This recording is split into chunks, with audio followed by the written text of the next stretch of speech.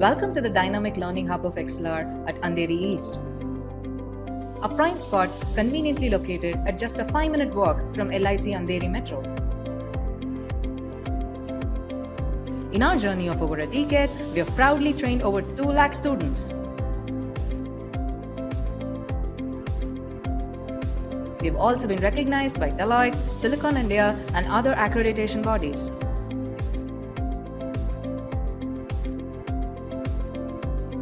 Experience learning like never before in our spacious and comfortable classrooms. With high-definition projectors and state-of-the-art acoustics in place, we ensure effective learning even to the farthest point in the room. The hybrid mode is a game changer as you can enjoy the benefits of a live classroom from the comfort of your home. Even if you happen to miss any classroom session, you can still attend the same session with the same trainer at the same time at your convenience, maintaining consistency in your learning progress.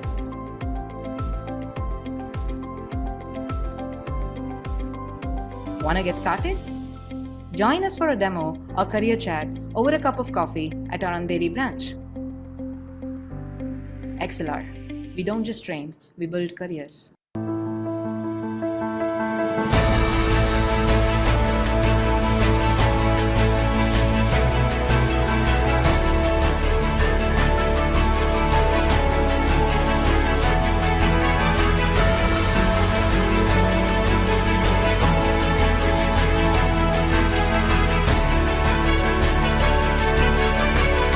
Yes, so the collaboration with XLR was an excellent one. We conducted a Power BI workshop with Advanced Excel over a span of 3 days. The workshop was almost 12 hours long in total. Mr. Karthik, who was an amazing trainer, helped the students understand the concepts deeply. I am sure that the students will be able to apply these concepts in their careers as well as their daily lives. The trainer, Mr. Karthik, was an excellent person where he explained in very detailed manner on how to give great insights using very complex data sets.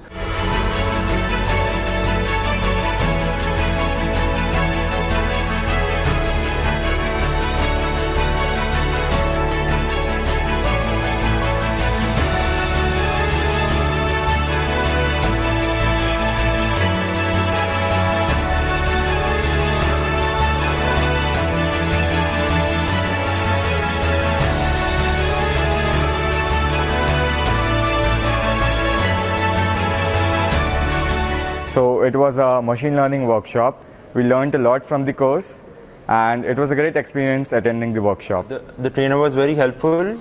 He had a hands-on approach with his teaching, and it was fabulous. This was a great experience for me. So I would absolutely love it if XLR and its team would come again to our campus and conduct more events like this.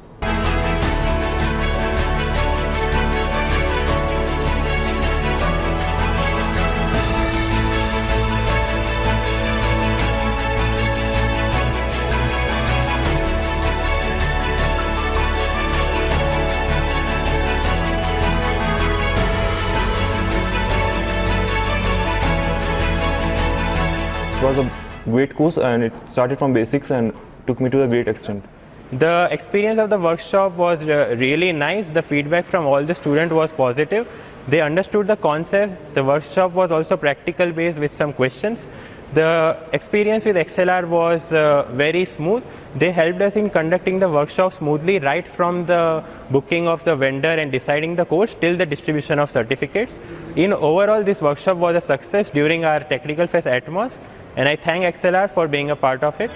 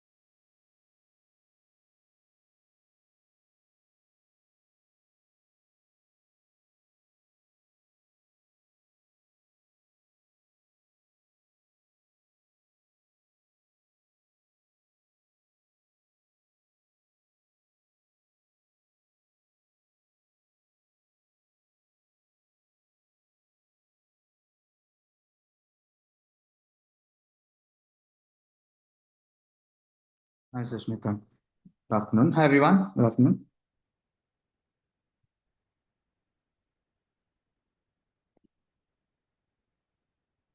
Yeah, welcome back. Can you all hear me?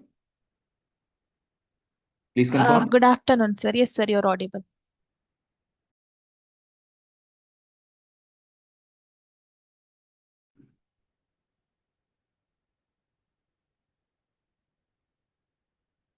Great, great.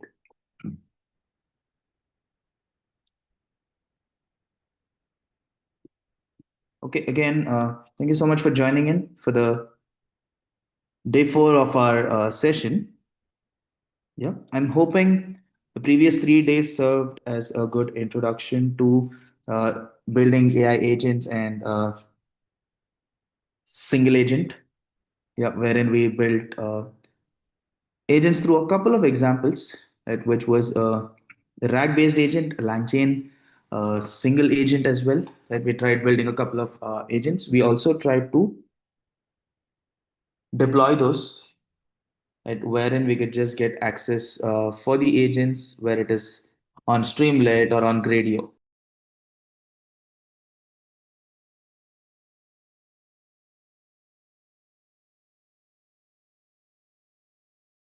Yeah. So we did discuss how these workflows can actually be built.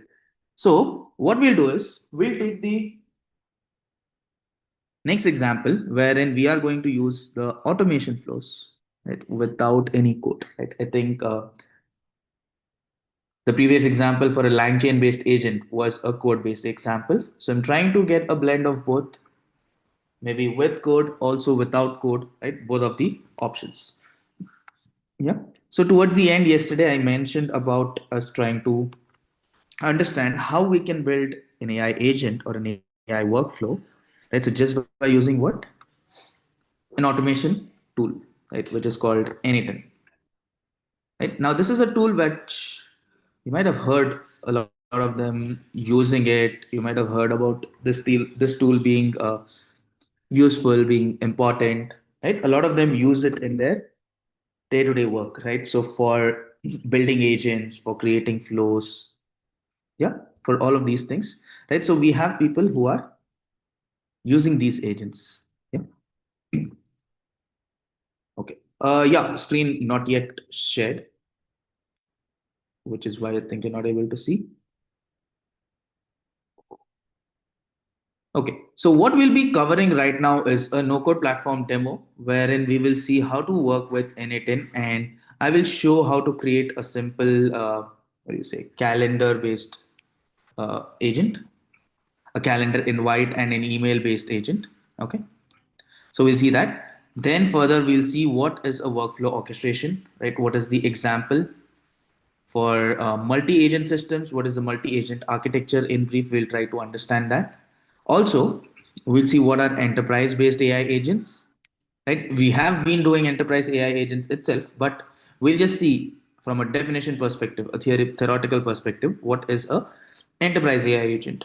Right? Further, I also understand along with it what are guardrails. Yeah, definition for that. What is human in the loop, and we'll implement a multi-agent example using LangGraph. Okay, so that's what we'll do for the day. Okay. Now for the LangGraph thing, I already have the code and have the data already available. So we're just gonna run through the slides and I will explain it to you as to how you can build that. Suppose we have time, we'll also try coding it a little bit. Okay. So this is the flow or the agenda that is available for the day. Okay. I think on that note, we can just go ahead. Let me begin. I'll share my screen.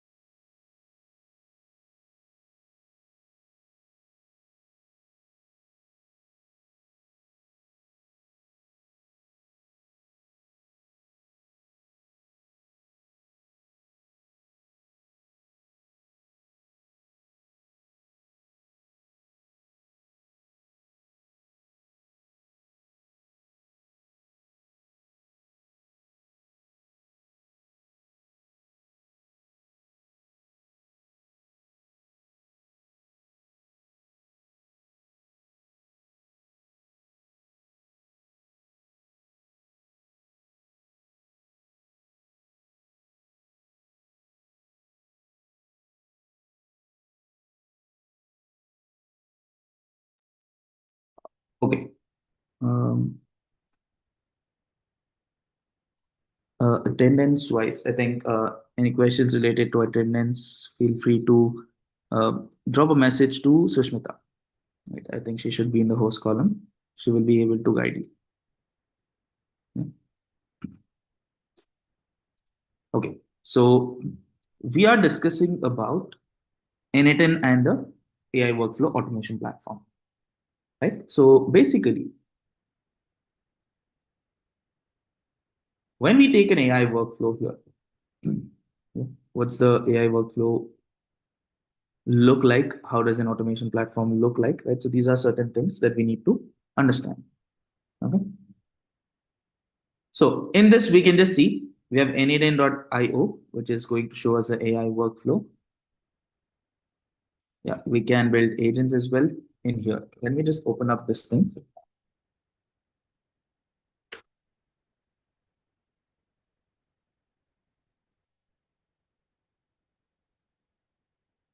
Yeah.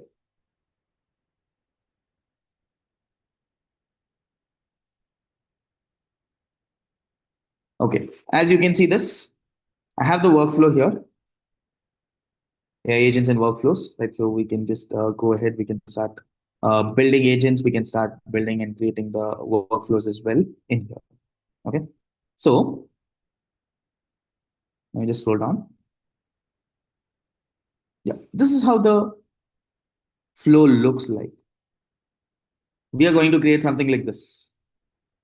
Where you have an AI agent centrally, you have certain questions. It will use a LLM, and then you can connect it to a tool, and based on that, you can perform certain operations. Yeah. IT ops to onboard new employees, how you can create a flow, right? To enrich security incident tickets, how you can build a flow. This is without any AI agent, just a workflow. DevOps, convert natural language into an API call by using multiple agents, in fact, right? And then return the outputs. So you have structures in, you have flows like this that you can actually be building. So if you wanted to get some reviews, apply k-means, right? Get the customer insights and insight, append it to Google Sheets. Any of those flows are also possible. Yeah. So we have a lot of integrations, over 500 tools which are there. Everything has its integrations within anything. Now, see, the thing is, this is having a 14-day free trial. So it's not a free tool, it's a paid tool, but then you do get the trial as well. Okay. So this was one example that you could just see for N8N, some of the workflows that you can take. It's a template. You get templates that you can update, that you can refer, and you can modify your entire flow just by using the template. Okay. So see, it says this is the template. You can use it for free. There are over 13 connectors which are given in here. So this entire flow is showing you with all of the steps, right? What all to use, how to use, where to save, every single thing is saved here. This is just in the template workflow for the automation. So whatever kind of example you want, you can do it. So like example, build your first AI agent, chat memory, model, tool, chat model, memory, and tool. Like, see here, generate AI viral videos with VO3 and upload to TikTok. Right, talk to your Google Sheets using ChatGPT files. Right, so you have so many different options. You can build a RAG-based agent. Right, you can embed. Let's see here, chat with a database using AI.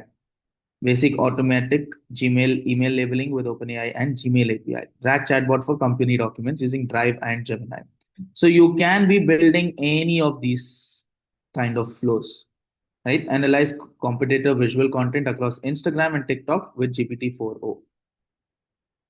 Okay. So these are some of the flows that you can have. Okay. Now, so once you look at this, recently added, right? So it just sees here. We can just see this. Create daily AI news, YouTube shorts with Grok, voice RSS, Pixels, and Short Stack. Pixels is a video tool that you have. Let's say you can use Grok and you can build this. So this is the entire workflow which is actually created. So they've given comments as well, right, as to how we can navigate through this. All right. So if you see here, so it gives all of the details as to what all things are expected. This workflow runs daily, fully automates a YouTube Shorts channel, fetches the latest AI news headline from RSS, generates a voiceover using Grok, converts the script to speech via a voice RSS, finds a matching portrait video on Pixels, and then takes that, uses a short stack, downloads, uploads it directly to YouTube. So you need certain API keys that are there, like Grok, voice RSS, Pixels, short stack, right? All of these things give you free API keys. Like for example, short stack is not giving you a free API key, but then there is a free sandbox environment which is available with short stack. But the rest things are free. So we need to see what all API keys are free to use. Right? If we have anything free to use, we can do that. See, we have in the flow, they have scheduled a daily schedule, fetch the news from this, extract what is the top story, generate a script. There is a Grok model which is created. So this can be your agent. Yeah. So in this, it is mentioned what all things it is supposed to do. Paste the script, convert it, right? Text to speech, and then stock video search. Finally, merge both of them. Use short stack, right? And then there are some video rendering process. Upload, download the MP4 file, upload a video to YouTube. So every single thing can be done in the flow directly here. Okay. So like that, we can use, and we can use this as a template. And we can use this as a flow because it is published. It can be used by anybody, right? Like this is a person like you and me who has created Kanishka Srivastava, has put it here. Okay. Now see, there are a lot of such templates that we could probably have. Yeah? I could just go ahead and use any of these templates that I want to build my own flow. Right. So in this, you can just have a reference. I just randomly took it from here, right? Within the templates. Nothing that I had saved. There are 10,000 plus workflows that are that. Right. So for example, if you wanted to we'll see one more example before we build our simple flow. WordPress article. Right, let me just see here. Let us see if there's any template for academics related. There are 10 of them. Telegram Research Assistant for academic papers using Gemini and Decodo. Academic OCR and RAG answers on Telegram with Gemini. Yeah. Validate academic promotion decisions with GPT-4o. Research papers. If you want to draft and manage academic research papers, right, you can just take that as well. Organize academic publications. Yeah, we'll take this. Draft and manage academic research papers using GPT-4 and Pinecode.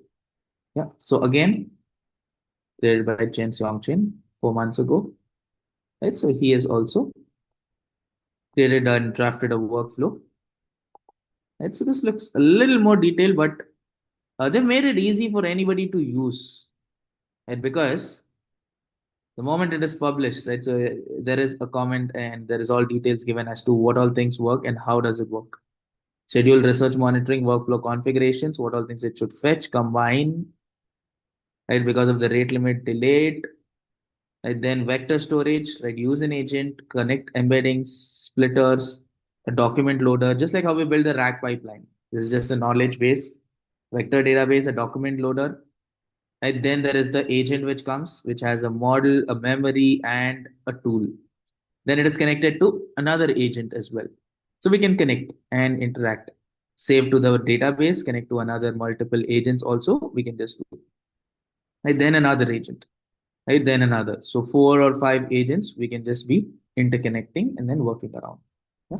So these are like some of the templates and some of the samples that we can work around with. Okay. Let us do one thing. Yeah. So first, you get a 14-day trial. First thing. So whenever you sign in, make sure that you are going to use it continuously because you'll probably have just 2 weeks of working for the free version for you, right? So I have a thing which is already registered. So I'm just gonna sign in. I recently created this workflow. I have a login here. So this is your homepage that it takes you to. Yeah. You can create a new workflow, a new credential, a new project, right? Admin panel, you have insights, templates, you get all of those templates from here. Yeah. In your workflows, any templates you want, it'll redirect you to that. So here we can create a workflow. Now this is just a demo workflow that I create and show. I have the calendar agent demo that we had that I had created that I can show you here. Yeah. Okay. So we'll build a very similar flow using N8N. It's not too advanced, right? You will understand what are the parameters that you need, how you can do, right? How difficult it is, how easy it is, all that you will understand how to do. Okay. So first, let me just create a workflow. Right. Quickly, if I have a workflow that is created, what I could do is, yeah, there are multiple steps that we can use. Okay. Firstly, it has got AI integrations, right? Which is your LLM integration, wherein you can do the ask with AI option. But this is not up to the mark, as in, if you face some errors, right, it does not necessarily rectify all of those errors very easily, right? Like in some other tools, like example, previously we saw this in Collab, right? So just doing it with AI was very efficient. It could actually give you the results. Yeah. But in this, such is not the case, and maybe the build with AI option may or may not help you to build the agent that you were looking for. So this is one capability. What would you like to automate? Right? News digest, daily weather report, summarize emails, right? Multi-agent research workflow, YouTube video chapters, invoice processing pipeline, right? Any of the things that you probably want to build. Yeah. So we can just see here, example, a daily weather report. So it has a ready prompt, which is that create an automation that checks the weather for my location every morning, 5 a.m. using open weather. Right, so this can be at 9 a.m. Send me a short weather report by email using Gmail. Use OpenAI to write a short, fun formatted email body by adding personality when describing the weather. Okay. So it just gives you all of these steps. Now, maybe you wanted summarize emails as the option. Create an automation that runs on Monday mornings, reads my Gmail inbox from the weekend, analyzes them to find actions, emails me a structured email. Yeah, it does all of these things. So it has some predefined prompt. Yeah. Invoice processing workflow. And we have all of the steps which are available. Yeah. So like this, we can make any kind of agent, a multi-agent research workflow. Right? We can just do that where several agents work together to research a topic.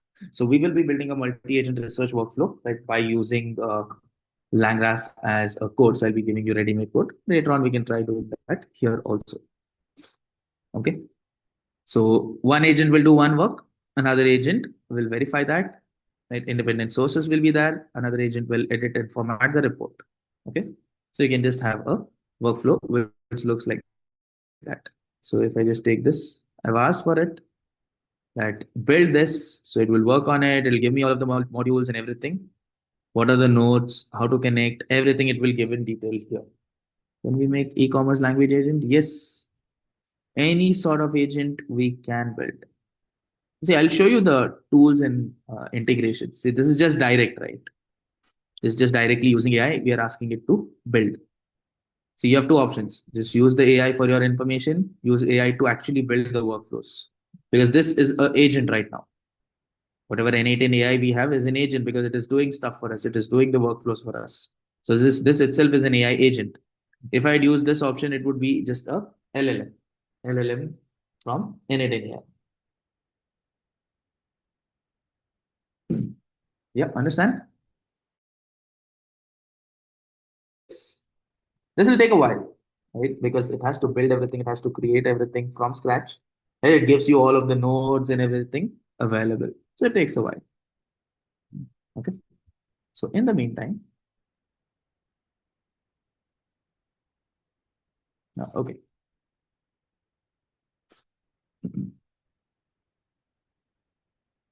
See what it built.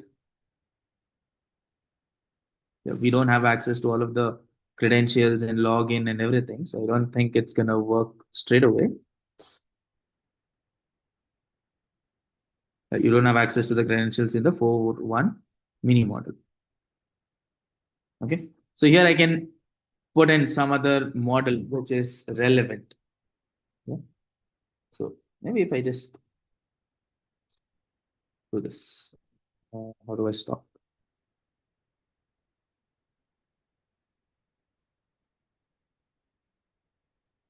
Yeah, just remove that. See, there's a start button. Research topic, a manual entry is taken in here, right? Then it has created a research agent, which has a chat model, a memory, and then tool. So it uses Perplexity for its research tool.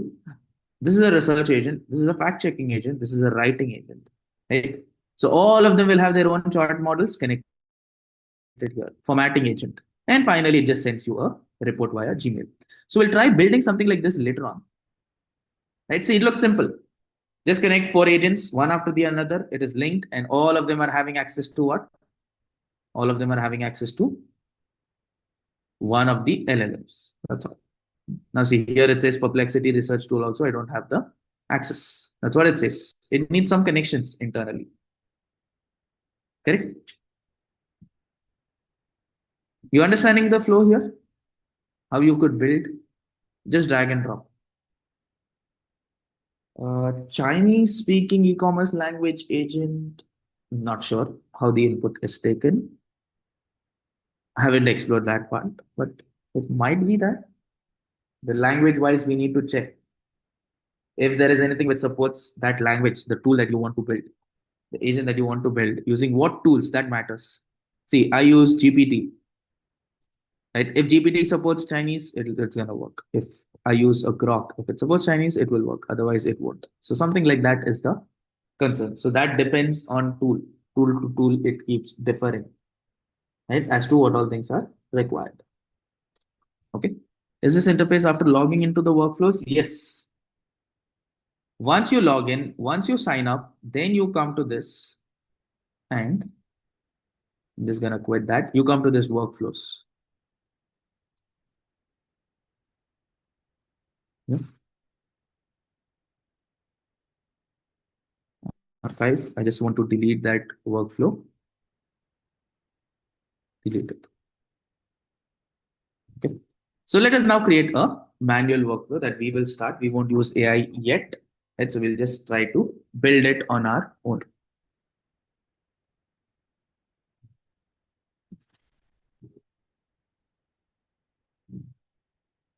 Okay, now you can see here, editor executions, evaluations. We have the options to add the first step. So there are so many options that you could probably use in here. Right? So you can just take a trigger like a button. So once you click a button, right, it performs certain action while clicking execute workflow. So anytime you just click, it will execute the workflow. Yeah. So now it executed just by a click. It did not have any parameters, so there was nothing to do that. Just executed without any help. And so that's the one step that you could probably add. Okay. Then further you can see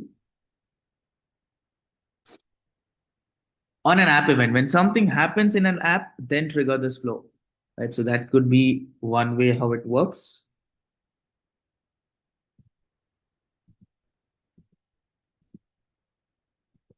Yeah. On a schedule, every day, every hour, every time. Right. So based on that, you can just run. So there is a days between the trigger. Yeah. Trigger interval, minutes, seconds, hours, days, weeks, months, anything. So it can have a repeated flow. So I want to send an email repeatedly at a particular time, that works. So we can build that as well on a schedule, right? Run the flow on receiving a HTTP request. At any time you have a HTTP request, so you can just authenticate it, a basic authentication, any kind of authentication, and respond. Yeah. So this is having a webhook. that you can just take. Okay. Right. So this is a HTTP request based workflow that you can start off with. Okay.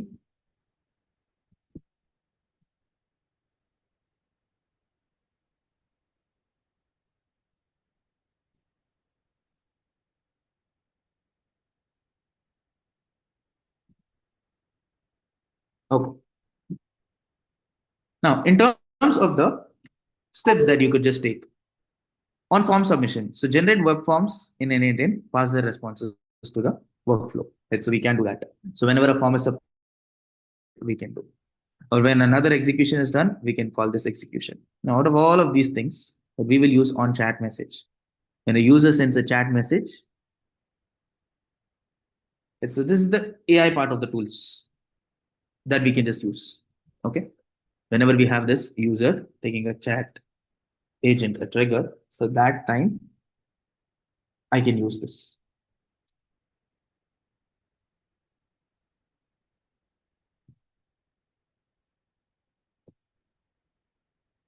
Okay. So I have this first step. When chat message received, I need not change any of the flows. I will now build an agent. So immediately once I did this, you can see it is allowing me to add a prompt. Yeah. This is chat session. Right. It is allowing me to prompt.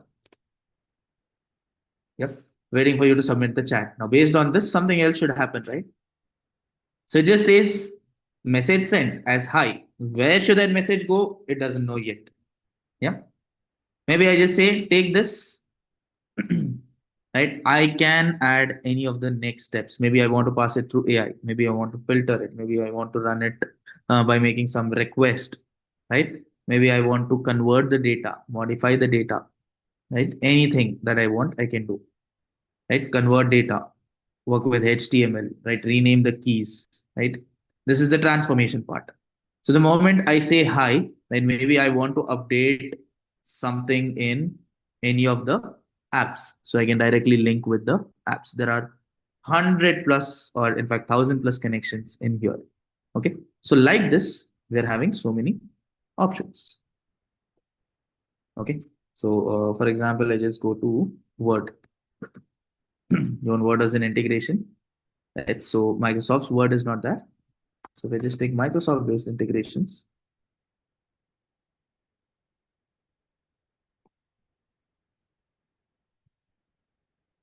Right? What all things are available? Teams, Outlook, right? So you can connect it anytime within this. Excel 365, you want to connect it to, right? So you can Microsoft SQL, Microsoft To Do, any of the things that you want to connect it to, you can do. So if I say hi, where should it go? Where should it connect? So it gives us that option. Okay.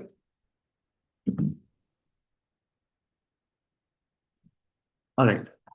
Now, what we will do is,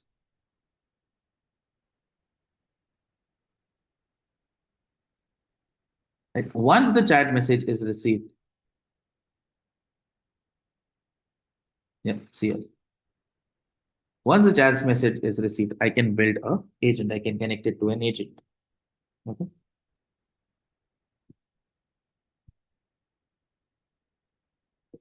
Right. So we have AI templates. We have an AI agent, right? So we can connect with directly any of the agent and agent-based assistant. Like example, so I want this. I can generate a video. So I can build a video action and add it to a flow in here.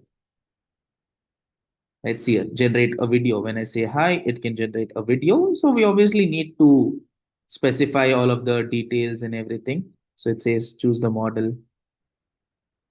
Right? Maybe I can give a prompt for my video, what kind of a prompt I want, right? I can choose that as a prompt. Yeah. So here it says use the credits, get a resource, generate, right? What kind of a model that I want, right? All of those things I could be setting here. Okay. Yeah. So not going to work with this just yet. So I just want a chat message received, and then I just say, I want an AI agent, right, which will generate an action plan, and then it will execute. So no changing any of the settings because it is an action-based agent, right?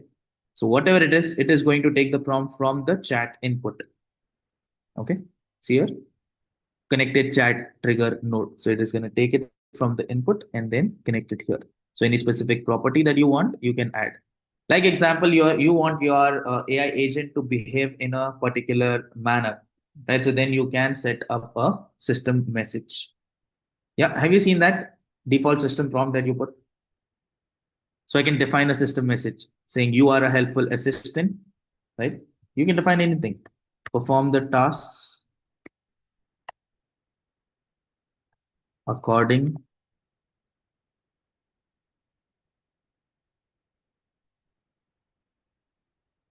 to the mentioned. So you can set that as a message. It will understand that, okay, this is what it will do. This is how it should work. It will understand that as a parameter, that it is expected to do like this, that it is expected to work in this way. And it understands that. Okay. So I've added a system message here, but then the agent here that I built, the user interface needs a basic chat model. It needs some LLM. Yeah. Now, the first time that you build an agent, right, so that you just try to connect here, right, so you will see that. Okay, so here we've got a tutorial example that they've showed. Okay, but instead what I'll do is I will add a chat model, which is the LLM. So it says any kind of LLM you want, you can use. You can use Anthropic for Claude. You can use Azure's OpenAI, AWS Bedrock, Cohere, DeepSeek, Gemini, Grok, Vertex AI, Mistral, Minimax. There's a new one, Lemonade Chat, NVIDIA, Olama, ORouter, OpenRouter, any of these things. So right now I want an OpenAI chat model because, see, I know it's not having a free API. There is no free API.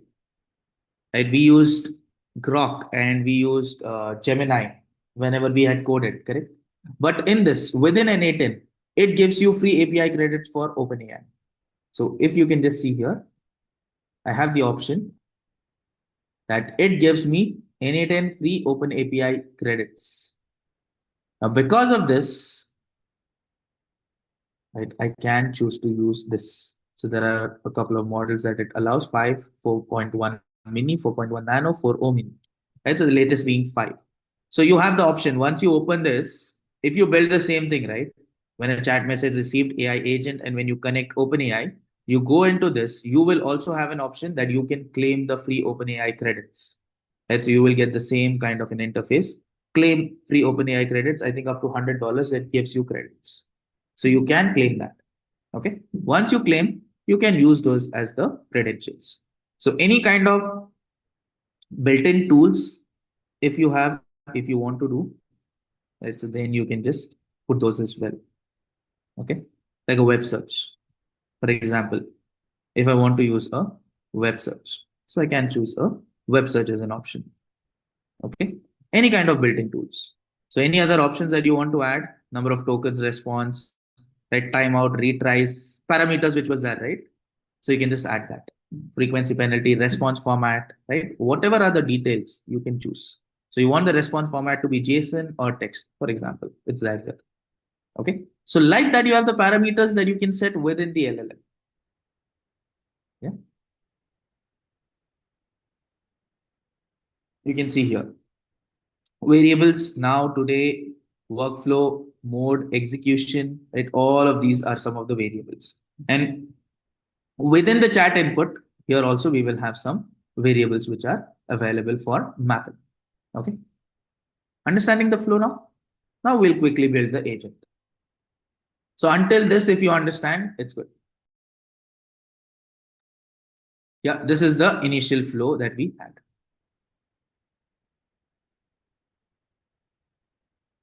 This is for a power button. Okay.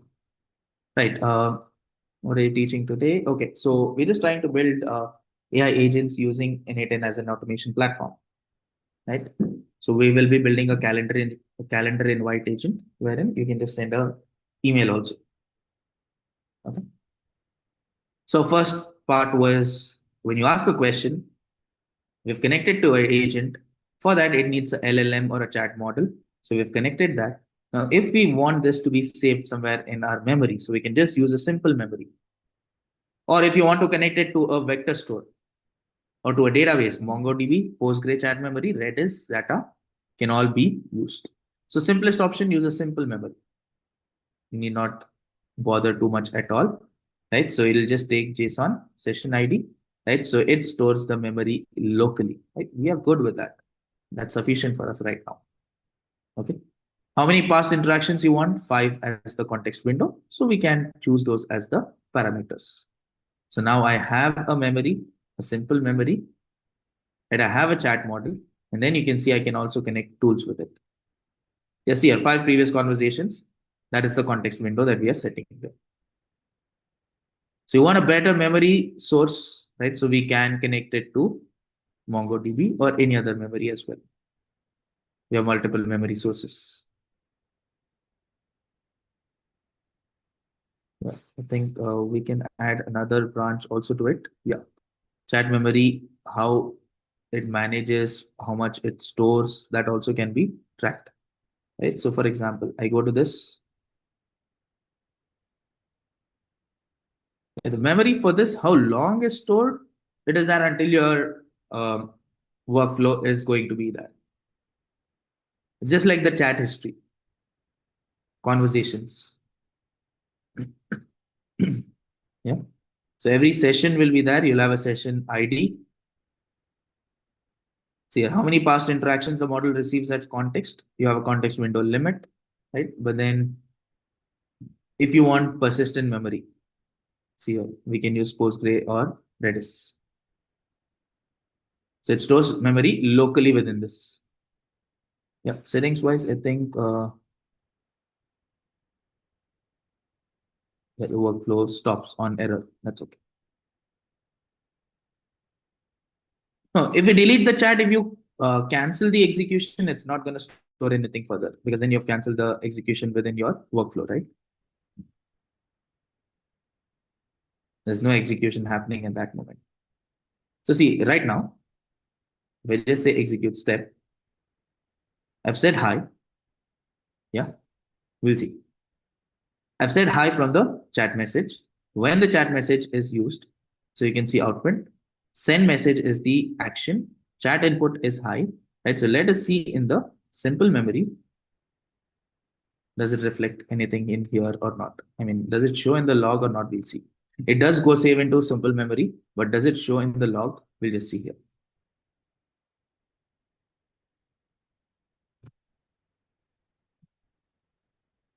Okay.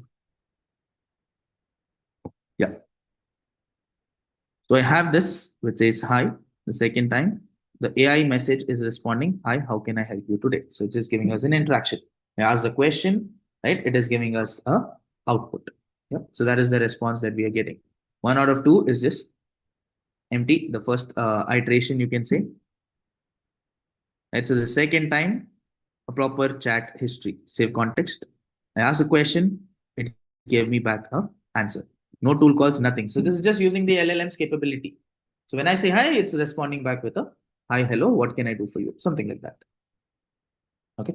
So we can map. Clear? But it has saved that information within this. As of now, this is just acting like a LLM model. That's it. Now, coming to the question. If we delete the chat, right, I am just clearing the entire execution. Right, I go to the memory, right, and immediately you can see there's nothing related to it available at all. The entire flow is done, no output data. Okay, everything just got disabled, it's gone. So you have the execution, you have the flow, everything is saved, right? Otherwise, nothing is going to be stored. So this deletes, everything else is gone. The log is also gone. Right? So just your prompt will be there. You can create, reset and clear your prompt as well. But nothing gets stored in here. The entire execution stops, right? Can we use agents in agent healthcare domain? Yes. You need context. Right? You need context. See, this is just a workflow that you're building. So if your LLM has knowledge based on ontology, right? If your LLM has knowledge based on the specific healthcare domain or the process that you're looking at, if it understands that and you are able to link with the tools, then yes. Yep.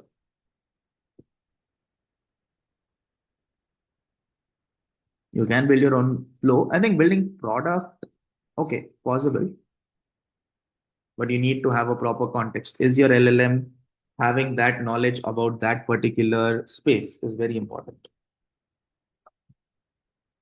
Okay. Can we create automation like replying YouTube comment or Instagram comment? Yes, possible. I think a little earlier we just discussed that there was one flow template created by someone like you and me, wherein it creates a AI news it takes from RSS feed, right? And then it does a text to speech, then it creates a YouTube short, it creates a YouTube video, then it is also published to YouTube.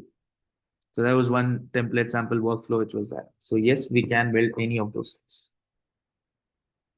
Right, we'll see about the connections with YouTube as well. See, like example, let's go in here. YouTube have certain things that it can do that it will allow us with YouTube, because YouTube has this connector, update a channel, update a playlist, create a playlist, delete a video, right? Get the category. Now, for this, you need an API call.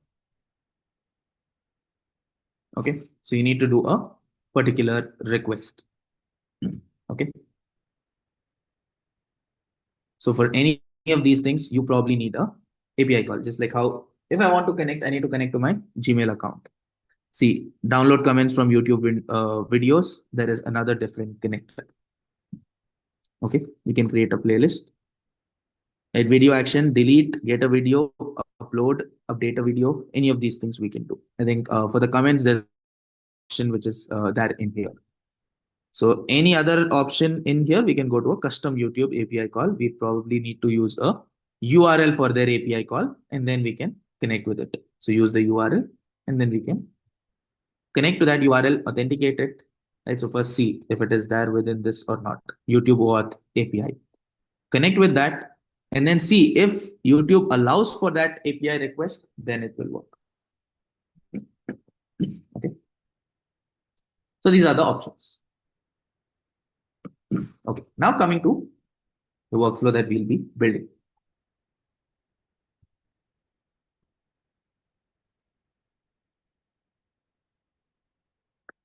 So we are going to connect to Google Calendar and we are going to connect to Gmail, right? For setting up meeting invites as a automation flow. And this is going to be based on a chat message input. But I think now you know the difference. If I want to set it up regularly and automatically, and maybe if I wanted to set up a meeting invite every week, and that it should be triggering every week to set up a meeting at a particular time, have some certain invitees. So I just need to change this option, right? Whatever is my first step in here, right? So I just need to add a schedule, right? Every 2 weeks, every 1 week, I can set it up. Yeah? On what day, at what time. Then I connect that trigger. I have a schedule trigger that I can connect, that I can build it with the agent as well. Correct? So then I have a connection with this. Okay, now I have a schedule trigger instead of doing it at a individual time, or instead of doing it one by one. So right now, what was my option? Based on a prompt, because I wanted a prompt. Based on the prompt, I wanted to do this. So I take that option, I take a prompt, and then now I'm supposed to connect this with the AI agent. So we have those lines that we can use it as connectors. Okay, it's not connected yet. So I take this from here, I connect it. Now we have this connected to our AI agent. Okay. Now when chat message is received or a prompt is received from here, right, it will utilize the AI, the model, right, save the data into the memory, right, and then we are accessing a tool. So we can do tool or we can attach it separately here as well. Yeah. So we just say tool wise, we can connect it to a MCP server, to a vector store, to a human review, or do any action in any of the apps. So I'm going to go to the action here and then I will say go to calendar, action in the app. Right. So I will connect it with Google Calendar tool.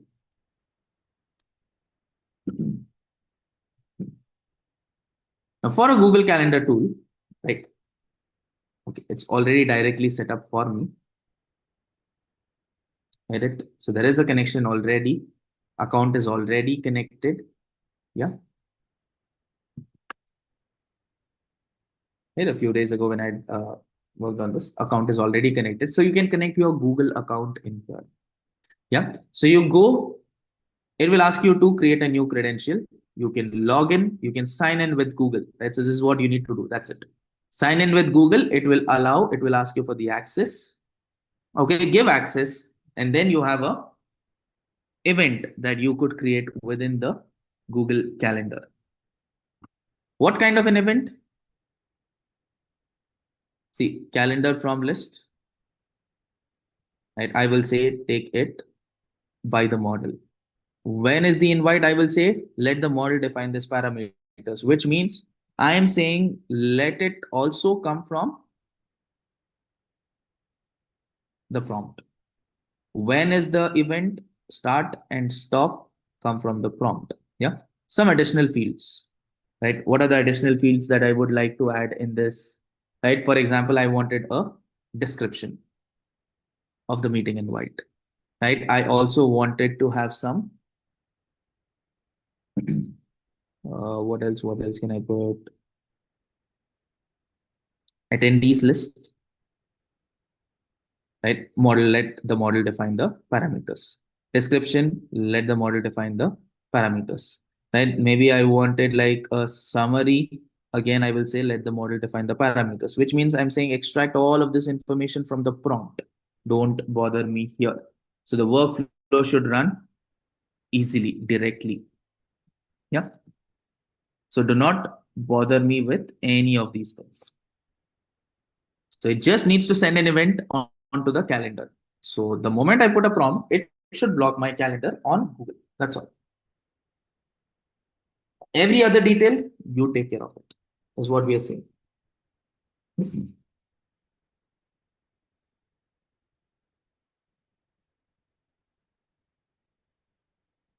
All right. Yeah. What do we do next? Right. We also connected with Gmail because I want to send an invite to the other person also, right? Who's that other person?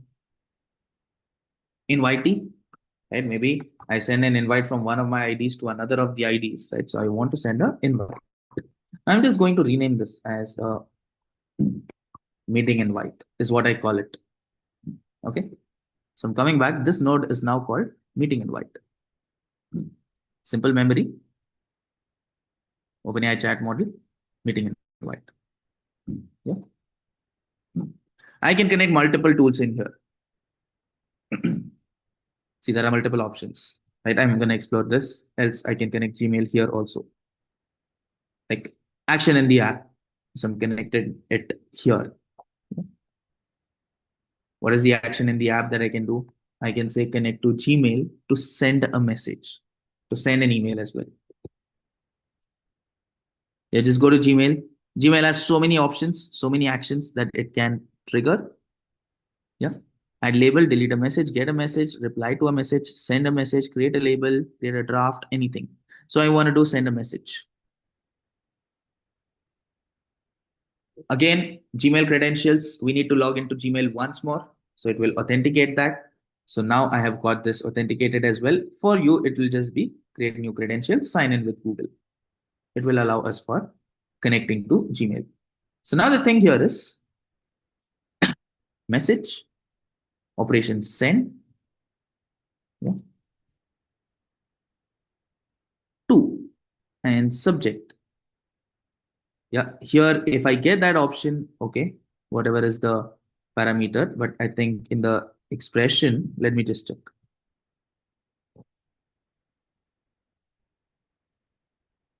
Right, in the expression, I'm not necessarily getting this. So here's what I'll do. Let me not use this connector here. Instead, I will use it as a tool. And in this, I will go to Gmail and then try to connect. Because again, for the Gmail API and the Gmail tool, even the two option, I do not want it to be defined by me. I wanted this option. Let the model define this parameter directly. I don't want to work with it. Whoever it is, let the model define it, which means take it from the prompt. Subject of the email, take it from the prompt. Yeah. What should be the message in the email? Take it from the prompt. From the prompt, use AI capabilities and understand. If I had connected that individually on the site, I have to manually enter everything, which I do not want at this point. And because I'm looking at automation. So maybe I want some optional attachments that you want to add. I can add an attachment also. As of now, I don't want any attachments. So this is the email that I want to send. Look, the moment I put it in the tool,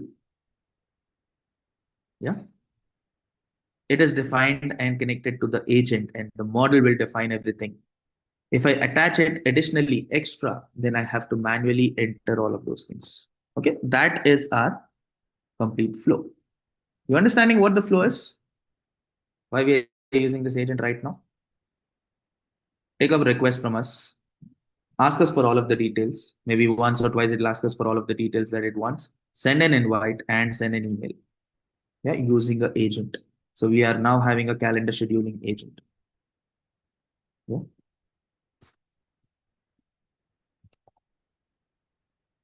Or we can call it as a meeting scheduling agent. Okay. Now that we have this entire thing, let me just run this. It is asking me for a question. Okay. Set up a meeting on 17 June at 11 a.m. on Google Meet. Add a meeting link. Duration 1 hour. Send an email invite to, let me put another of my IDs as well. This is one ID, this is another ID that I have to take. I'm just asking it all of these questions. So it is now taken in the request, and you can see all of these workflows, the entire workflow is now running. Question received by the agent. It is now using the AI. It has saved certain things in the memory, right? A meeting invite is trying to send, and it is also trying to send an email. So it wants all of these details, right?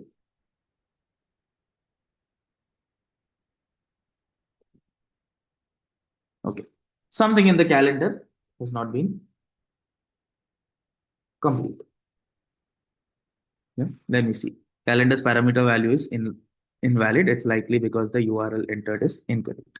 So yeah, that we can just go ahead and check if anything was missing there. But already the email has gone, the invite has gone, right? So we can just check what was actually missing in here. Error details.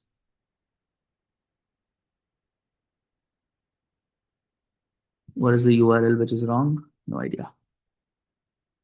Yeah, I can get help from the AI. Right? It will analyze the error and then search through docs and tell me what it is. Right? But then now what you can just see here.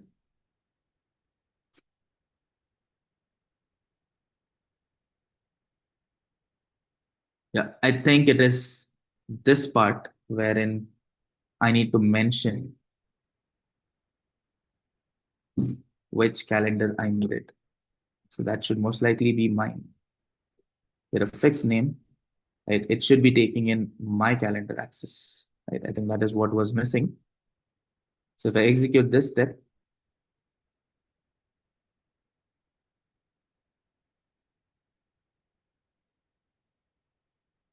yeah, let us just have a run through again here for this.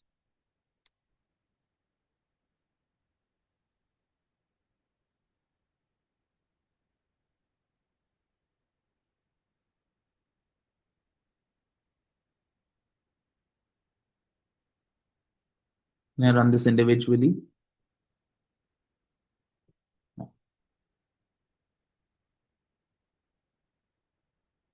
Yeah. I can execute this step again, but then a duplicate entry would be there because I've already received this email. Yeah. Because all of this is already added. So we might have to clear the execution node first. Yeah, which is why it is giving me an error. It will do one thing. We'll slightly change the parameters.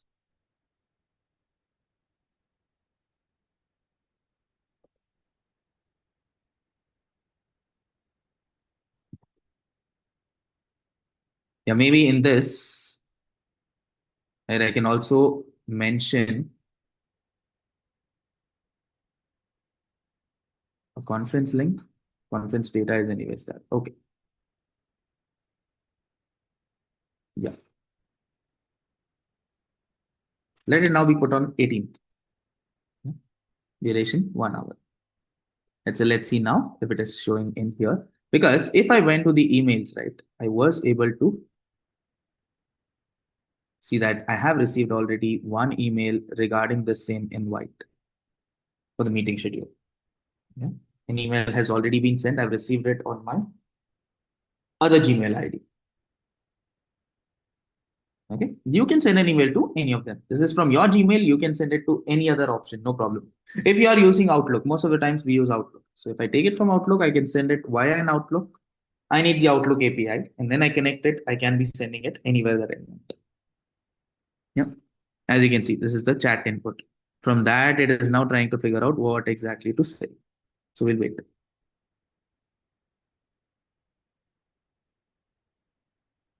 Yeah. Meeting invite done.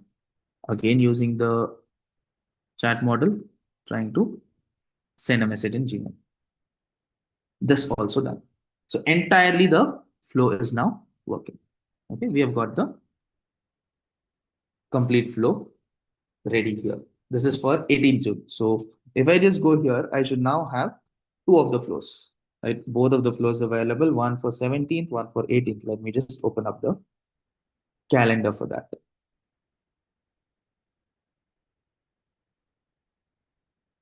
Yeah, let me just take the calendar.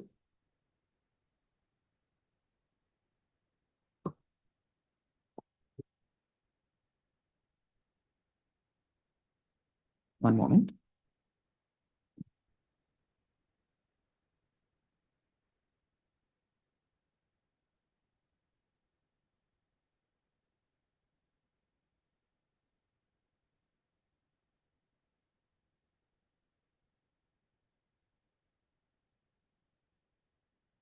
Okay, I've come into this calendar.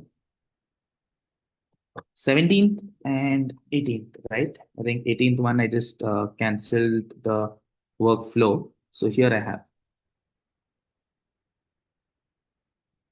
I've got it on 18th. Yeah, I will tell you what the problem was. See, I've got a invite, but this is from my ID. This is me, the sender. Yeah. This is that tagged as that ID, right? I'm just going to switch to the other ID as well. Just a moment.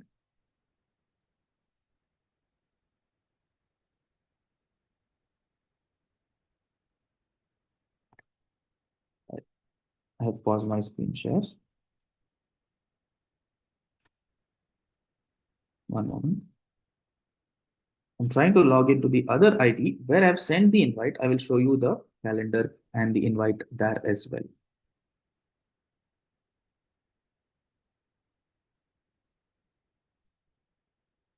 Calendar.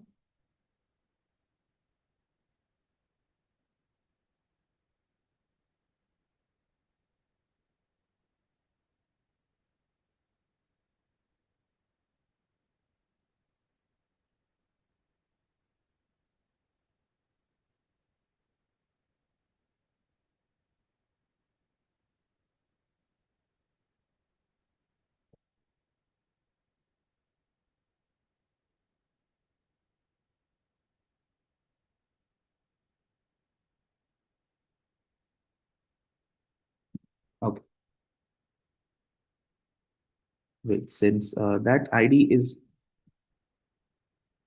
opened in another browser. Yeah, this is the invite that I have got for yeah, that's 2 minutes ago. Hello, you're invited to a Google Meet invite. Yeah, you're invited to a Google Meet invite on 18th June. 11 a.m. IST, duration 1 hour. Organizer like Daz join the meeting. This is the RSVP. Event details is this. So you can join this with the link. Google Meet conference link is included in the calendar invite. Please RSVP through the calendar invite. Thanks. So there is a automatically email which is drafted. I have not drafted any of this. I can choose to draft anything if I wanted individually. And here's the calendar. Yeah. Yeah. The calendar here says 18th. And I'm having a Google Meet invite. Now this is on the other ID, as you can see with the logo. Yeah, meeting on this, right? So this is the host and all of these details are set up here. So it is now connected to my host calendar. It is also updated to the other calendar there. Right? So this is not the host calendar. This is the other calendar. And this could be any one of you. It could be your invitees. So you are sending out the invite to them. Yeah. And since we canceled out the workflow execution, right? So you can see whatever was there on 17th, it has now been revoked. So it is automatic, right? So it is going to work in real time. Yeah. Let me just see. If I clear the execution now, what is going to happen? So I clear the execution, I reset the chat. Then we go here and see.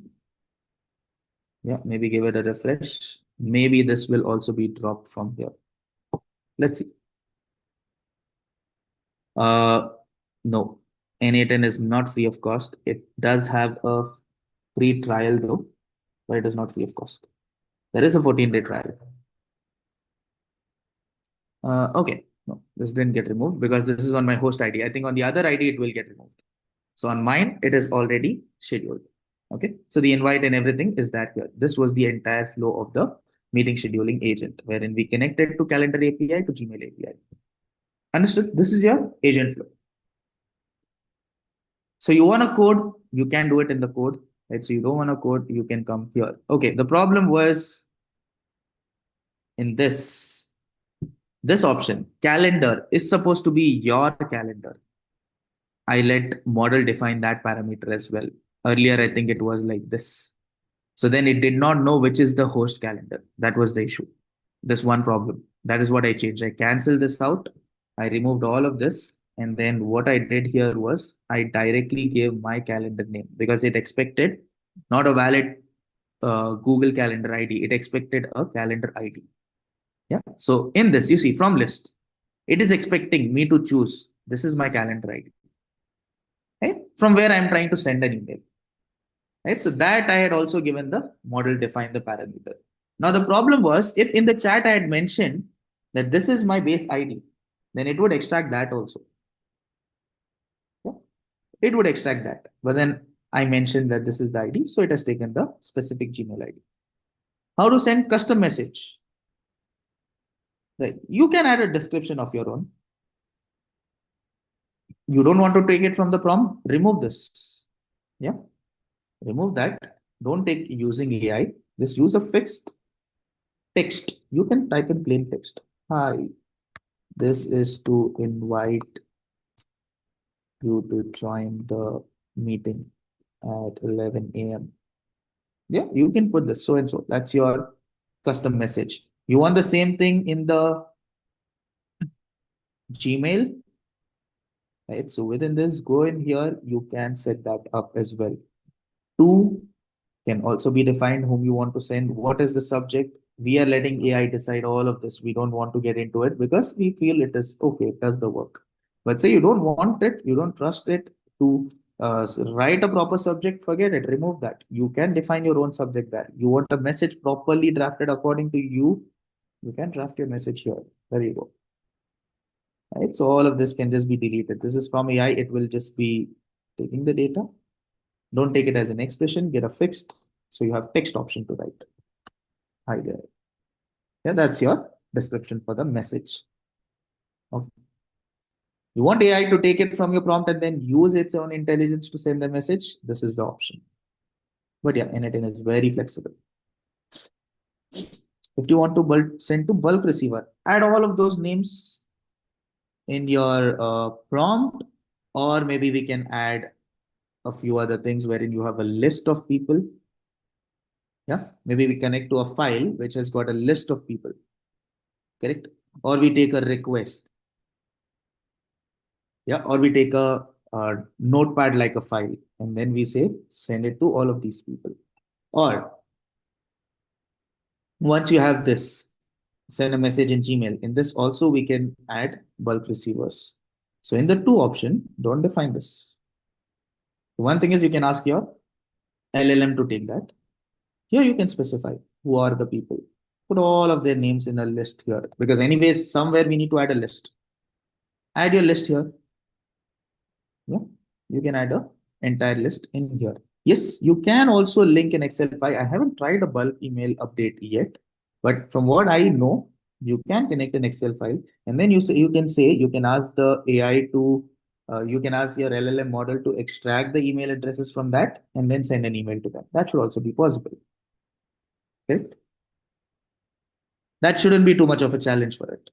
We give an Excel file. Yes, definitely Excel file can be attached here. Not an issue. So it will take the names from that Excel file and then it will pass it on to the agent, ask it to send the email to those people. Yeah, I haven't tried, but it should be doable. Not too much to fuss about. Which LLM model this agent uses? We have set it to use OpenAI because we got free credits from N8N for the OpenAI model. I think about $100. You have free credits only to N8N. You cannot use that in your OpenAI account. That is not possible. Okay. Now, what does multi-agent orchestration do here? So this is one agent. You had another option here. Take another agent. Maybe this is some other agent that you're using for some other specific task. Right? Maybe you call this as a research agent. Right? This is some research agent that you want to use it for. So then you can set its settings, make sure that it works as a research agent. Okay. I don't want this thing to be connected here. Remove that. I just want it to be connected in this way. Sure, it works out in that way.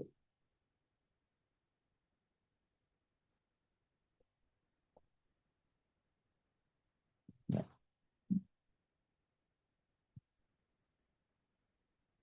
Yeah. This is a research agent. And then I can connect its required tools, right? Maybe for this also the chat model can be same. I can use the same LLM, not an issue. It needs memory or it does not need memory. I can again redirect it to this, not an issue. So for this, for the research and some of the tools, right? So then I want to use some other tools for this, for research, right? So then I can use those tools. Yeah, maybe earlier in the workflow example, we saw Perplexity had a research AI-based research tool. So if I have the API for this, if I have the access for this, I can use a Perplexity tool. And then based on that, see here also it's asked me, set up a credential. You need a credential for it because it uses Sonar. I can use Sonar Pro, Sonar Deep Research. So I have the API. It will ask me to connect with that API, which is there within Perplexity. That will act as a research agent. And now you can see the first step. This is a multi-reasoning or a multi-step or a multi-agent architecture. First agent is doing this. The second agent is working as a research agent. And then based on this, maybe I can update it to some document. Now the thing is, I don't have a Perplexity API for free, right? I don't think that is free. That's a paid one. Yeah. But like that, you have access. Enterprises have those access, correct? So this is a invite sending agent. Yeah.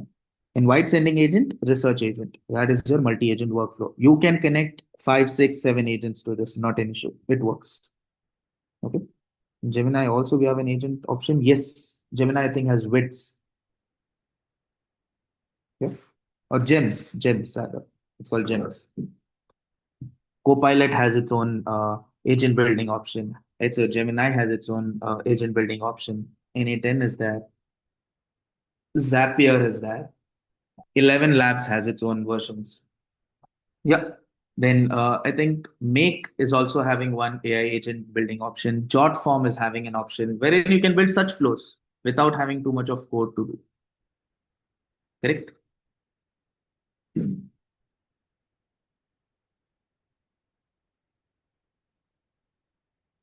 Okay.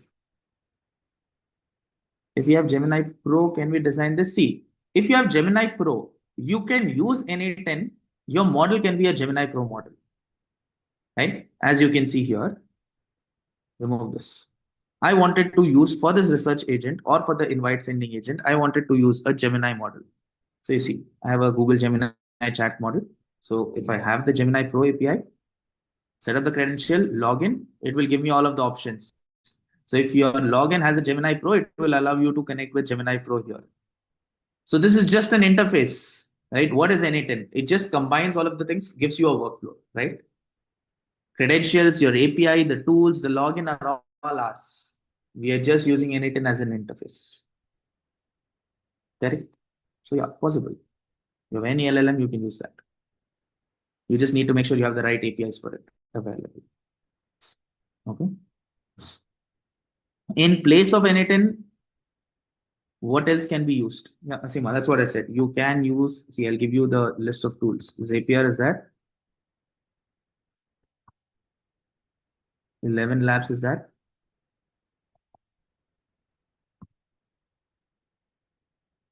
Right, so Jot Forms has an option for agent building. Copilot Studio allows you to do that.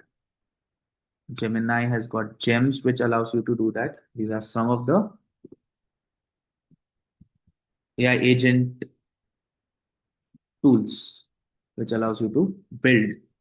Right, so then you can just go to OpenClaw. Right, so many tools are there. Crew AI allows you, Langflow allows you to build that. So many AI agent tools are there. If you have Gemini Pro or Claude Pro, then using NA10 I can design even if I don't have a paid version of NA10. No.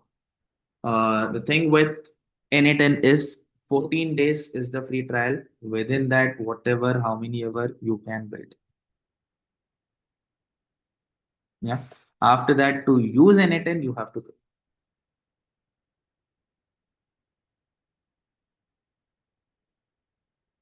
Yeah, if you have a Gemini Pro, why don't you go use Gemini's what do you say, workflow and gems? Have you tried building agents within that?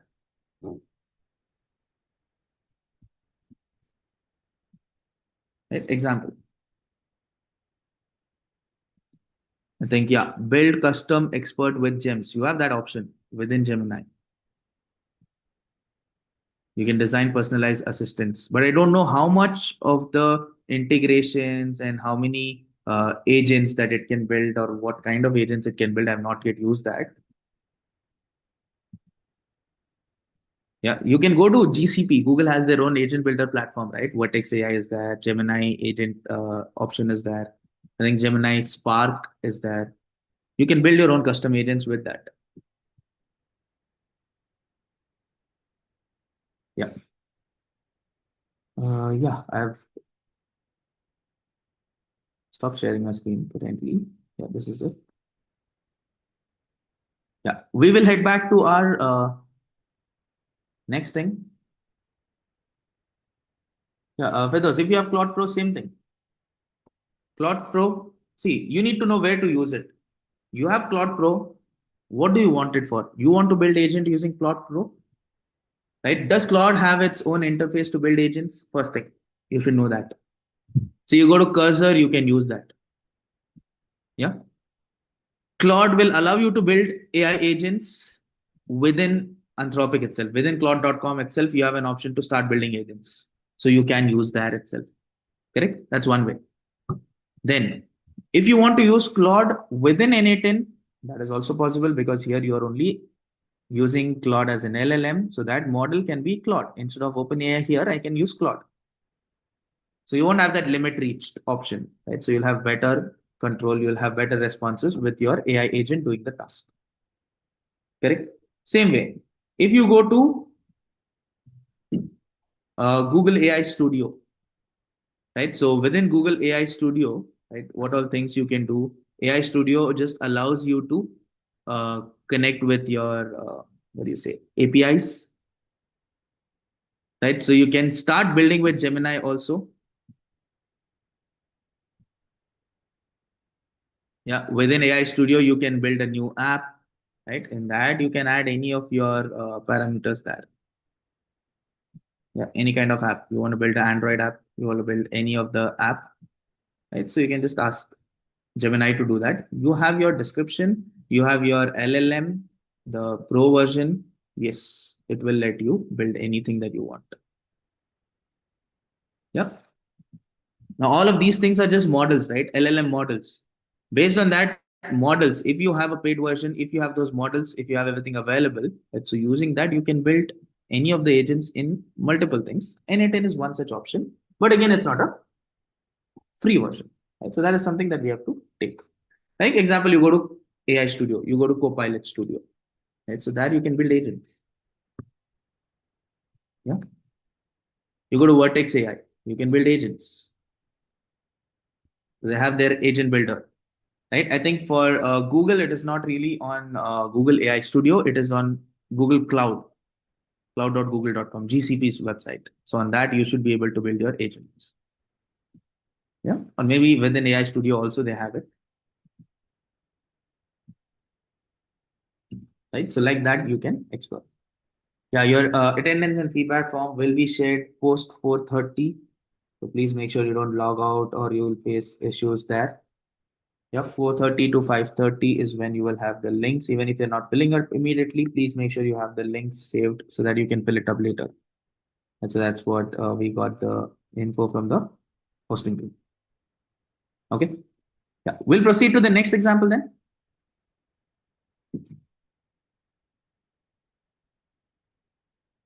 This is with the no code platform, right? I gave you a little idea about what a workflow looks like. Yeah. Now, in terms of a AI agent, enterprise AI agents sort of look like this. You have everything ready, you have everything ready to use. Right? So then you have an enterprise AI agent. I do have a couple of slides for that, and I will just show you. Right. So then you decide whatever we have built, is it exactly or at least similar to the enterprise AI agent that we are speaking about? So goal-driven software systems which plan, reason, and execute multi-step tasks across business applications. Yeah. So we took the example of just calendar and Gmail. Right. So that itself is a multi-step task. Although very simple, it is a multi-step task. Yeah. Now, if you want, you can connect 4 or 5 agents in line. Right. Unlike chatbots, they use deep integrations, contextual awarenesses, defined access controls to complete operational workflows. See, I just mentioned what it is supposed to do. It did the entire work. It added the invite to the calendar. It sent the invite, added the invite to my calendar, to the other invitees' calendar, sent an email, everything it did on its own. Yeah. Now, in between, maybe anytime you want, you feel there are multiple steps and you wanted a human review in that, saying that only if I say yes, all these details are correct, proceed with the what do you say, sending of email or blocking of calendar, you can also add that. Yeah, we call that as human in the loop. You can also add that in a multi-agent system. Yeah, we'll see that in the next slide. I put a little bit about that also. See, enterprise agents have planning, right? High-level business objectives into subtasks. Now, you could see when we saw the N8N workflow, it did not do everything together. It did everything one after another. First, it took the calendar API. So using the calendar API, it figured out what it is supposed to do. Right? So it figured out what all things it's supposed to do. It did the work. Then it sent the calendar invite. Then it again came back.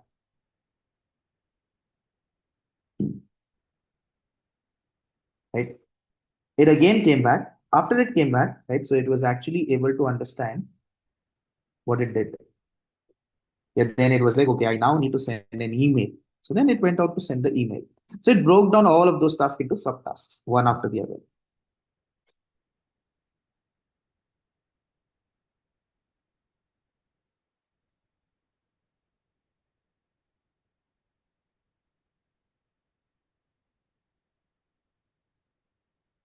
Okay. For tool and API integration, did it directly interact with tool? A calendar tool, a Gmail tool? Yes, it interacted with the tool. I think this we had already seen yesterday, right? When we took the LangChain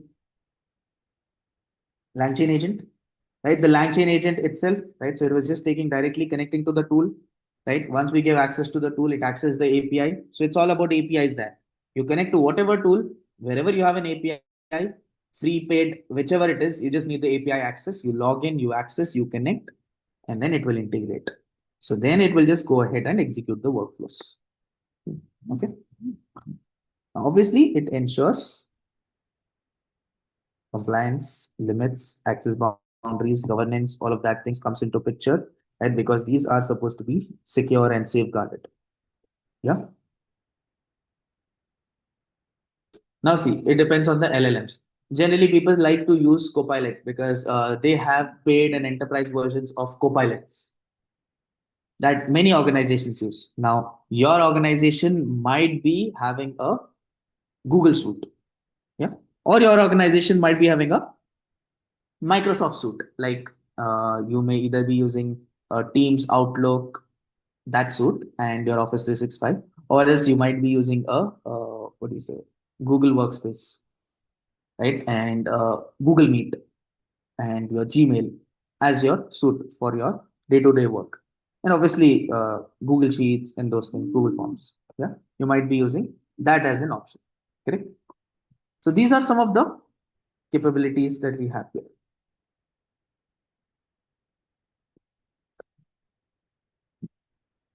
Lastly, human in the loop.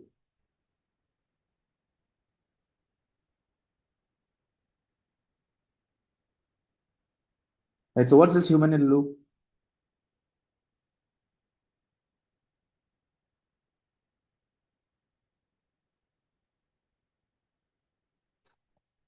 See, a human in the loop is what agents pause for execution and wait for human approval before finalizing any kind of changes. So it does that.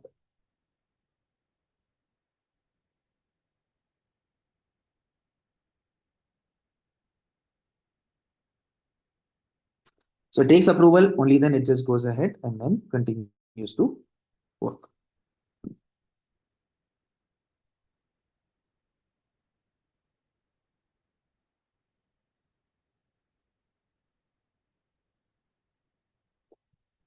Okay. So these are some of the features of the enterprise agents. So now tell me, the N8N agent that we just saw, did it satisfy? I think last one, no, right? Because we had used a prompt, but there was an option for adding a human in the loop. Did it satisfy the first two, three things? Two, three steps in there? Yes. Right. If we wanted, we could also add that, right? Human in the loop as the option. So there was one option in the tool, right? When I took Gmail, right? So there was that option of adding a human review, request approval via services like Slack and Telegram before making tool calls. Yep. See, I'll just show you that. Just going in here.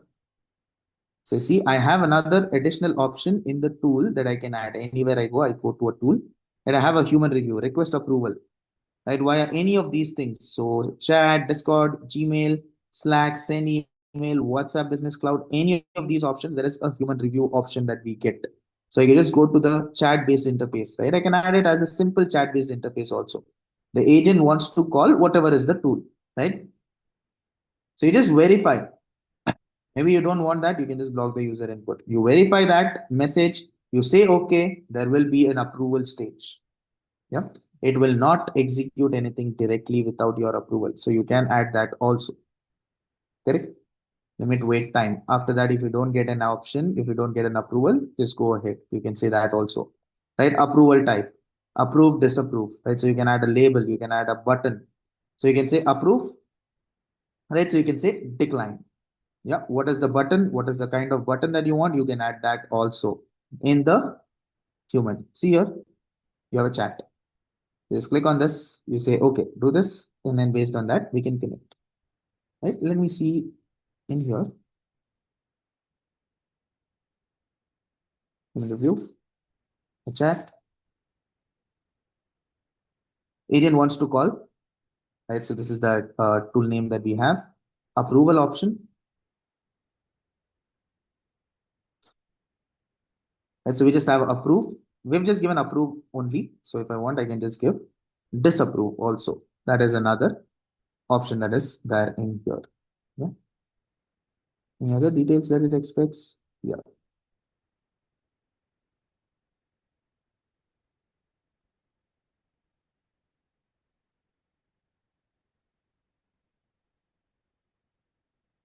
Okay, it needs a previous all of the steps to be running.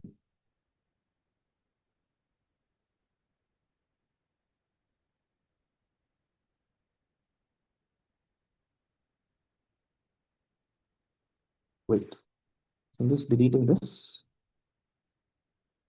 Also deleting this. So I want this as a tool. Let's see. Reset, no logs.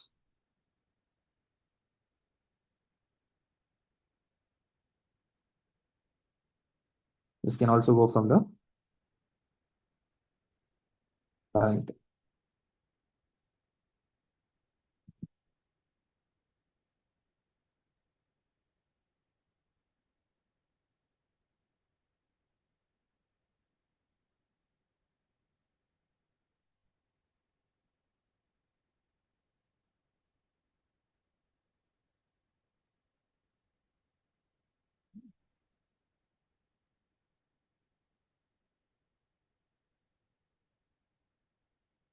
Okay.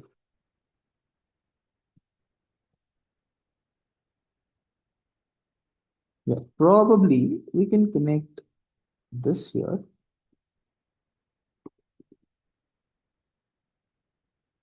Instead of connecting it directly. And before sending the email, maybe we can ask it to interact this.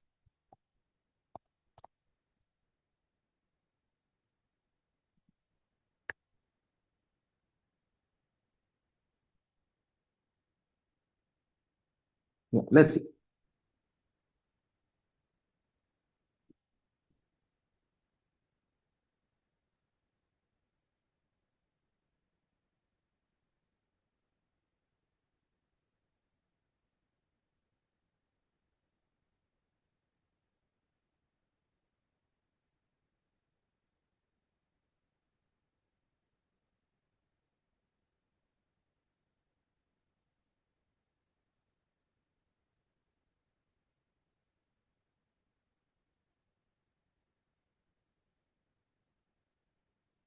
Okay. Yeah, I'm just trying this. I haven't tried this human review part earlier, so I just took it here. Let's see. No problem specified, and then no, that's not gonna run. Okay, no problem. Right, so I'll see. Right, like I said, I had not explored this part of about chat and wait, and then adding the human approval part in this, right? But this is how you can add, right? Probably there is something that we need to connect it with this for the human approval, right? I'll see if I get that maybe in the next session tomorrow. Also, we can anyway see that. I'll see if I get something. I'll show you that. But like this is an option. Human in the loop. You can keep that anytime. You can have a type of approval that you could take this as well. Yeah. Okay.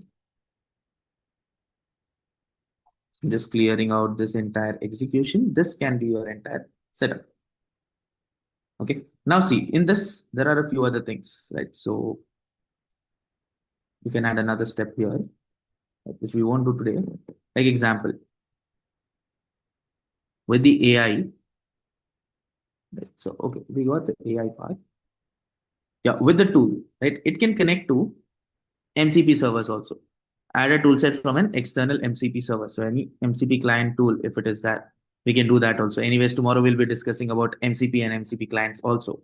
So it has a MCP client tools from Connect Tools using an MCP server, a Hugging Face MCP, Notion, PayPal is there, right? Some of the things that I have heard or that I know about. Atlassian is there. So you can connect to a AI agent tool to a MCP tool, MCP server, or a vector store, right? So I was telling you about those vector stores, right? You have all of the vector stores here like Pinecone, MongoDB, a simple vector store, which is a simple memory. All of those options are also available in here. Okay.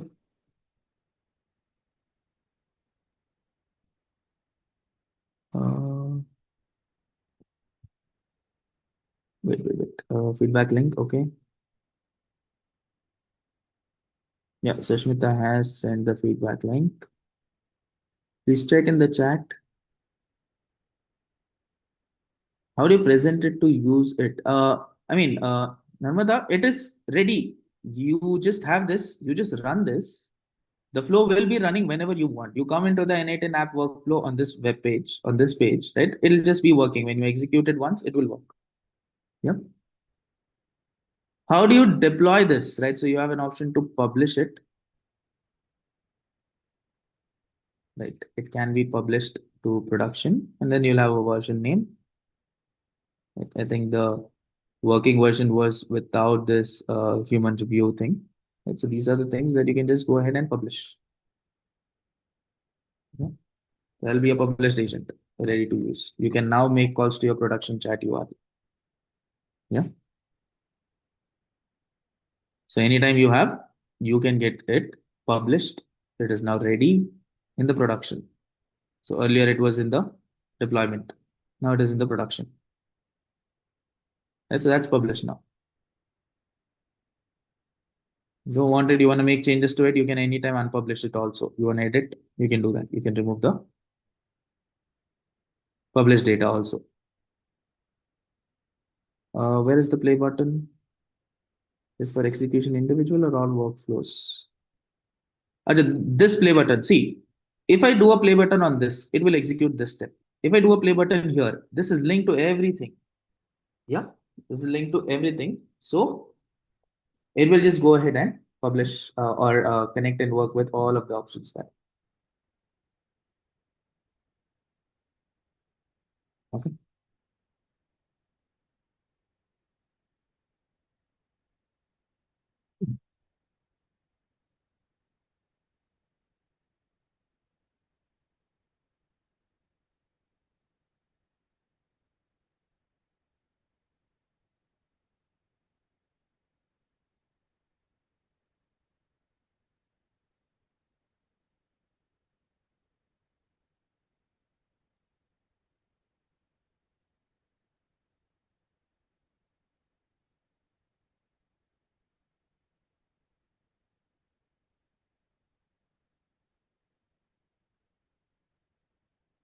Okay. Yeah. So just going back to the presentation then.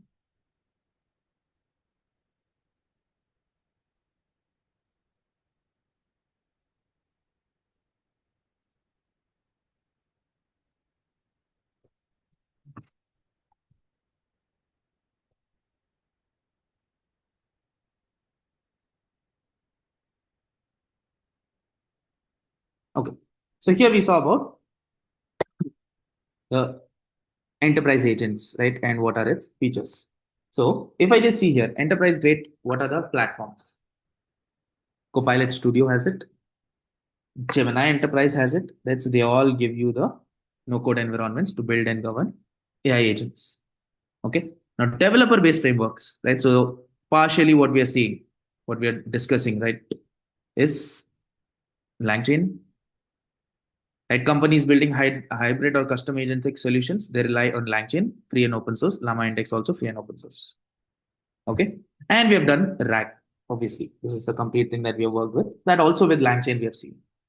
Yeah. Then you also have process orchestration with UiPath. UiPath is one tool or one software. In that also you can do with RPA process. You can build agents.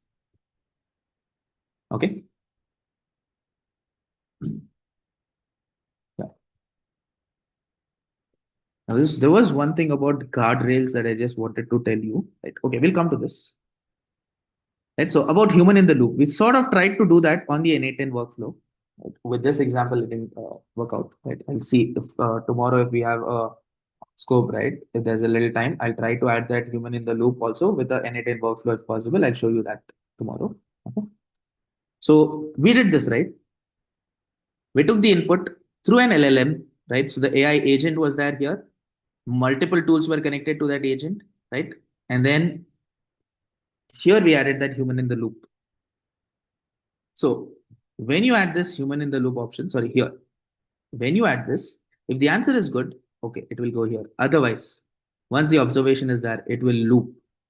Again and again, it will try to regenerate everything. So if I approve, disapprove, all that, it will take care, it will take note.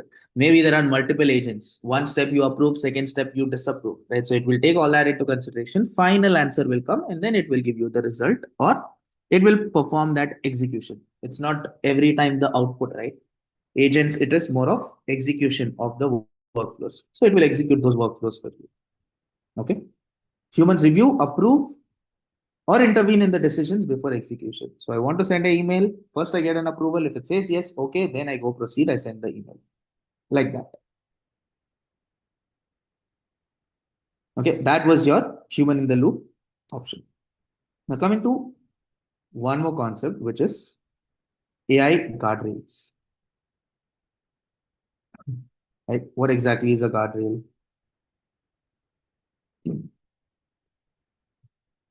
Any idea about guardrails? Yeah, forget AI-based guardrails. What is a general guardrail? Boundary, protective boundary, which is there, right? On our highways, we have.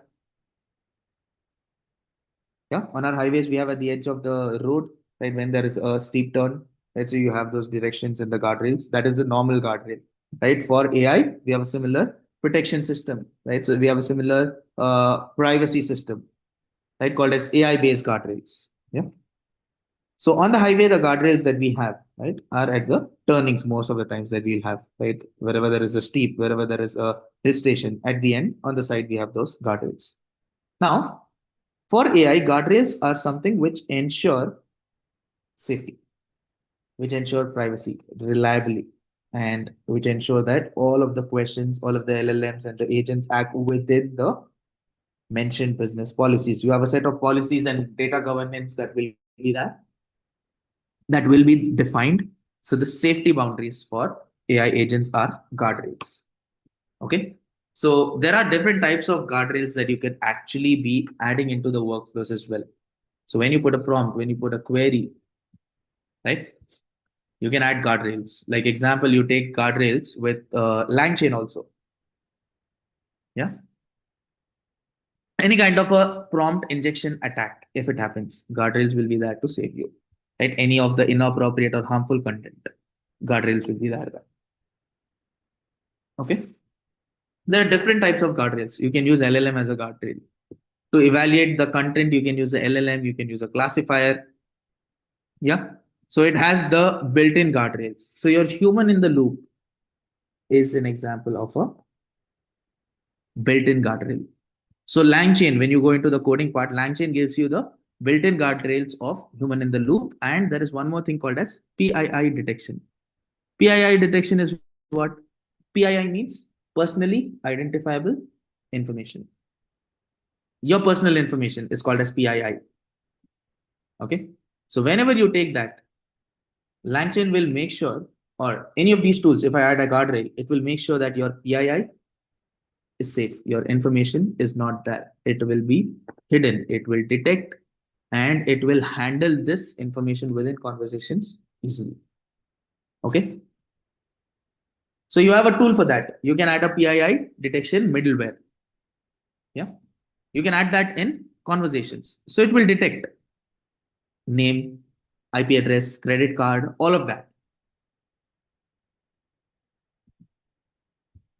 Now, where do you think you will add this PII detection middleware or the guardrail? Wherever you have healthcare examples, your financial examples, banking based agents. So in all of that, customer service agents, in all of these things, wherever you have sensitive user data that you are going to deal with. So that time, PII guardrails will be useful. Okay. Other reasons why they need is AI agents can hallucinate. It can access sensitive data. This is where you have the PII guardrails. Take incorrect actions. Yeah. This is where you have the human in the loop. See, for hallucinate, you sort of use RAG-based systems. So you give context in this also. In our way, we give context. We say this is what you're supposed to do. We link the tools and the APIs. So that hallucination will be reduced. For sensitive data, we can add a PII middleware as the guardrail. For taking incorrect actions, we can use a human in the loop system. Correct? There are different guardrails, before agent guardrails, after agent guardrails, right? All of that is there. So guardrails are needed to avoid violating compliance rules. Okay, before agent, after agent. So this example that you see here is a before agent guardrail. You can add a guardrail here also at the end. Oh, okay, there are two. There's one guardrail here with the entire flow. There is one more guardrail here. So this is before agent as well as after agent guardrail. There are different options of guardrails here. Okay. Now, where do you add this? Remember when we were coding LangChain, we were saying agent equals create agent, where we give model, tools, all of that. In that, we have an option to add a PII middleware or human in the loop option. Yeah. Or before agent, after agent as the option. Clear with all of these concepts now? What is multi-agent? Yeah. Multi-agent, we'll see one more slide. What is enterprise agent? What is human in the loop? What is a guardrail? Also, what is PII? Personally identifiable information. Yeah. And your guardrails in general. And then we saw the entire no-code flow. Correct? Now, let me just go to multi-agent orchestration. We did see a little bit of this, right? In that N8N framework itself, I showed you what if there is more than one agent. Yeah. Multi-agent will have, what is it, scalability, adaptability, right? It can interconnect, it can interlink, right? It can have a shared and evolving memory, right? And it can self-correct, self-identify. You add a system for a feedback loop that it will self-identify. If there is a mistake, it will give an error and then you can always rerun that. Agents work together. Yeah. Now, if this is a traditional workflow automation, not even a single agent like N8N, no, without an agent, just a single traditional workflow, then you don't have any of these options.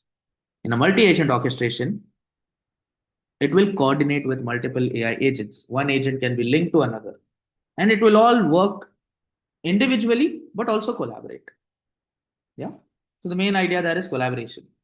Example, I ask a question, right? So the classifier, it will fetch the agent's characteristics. So whichever agent is suitable for that task, it will do the work.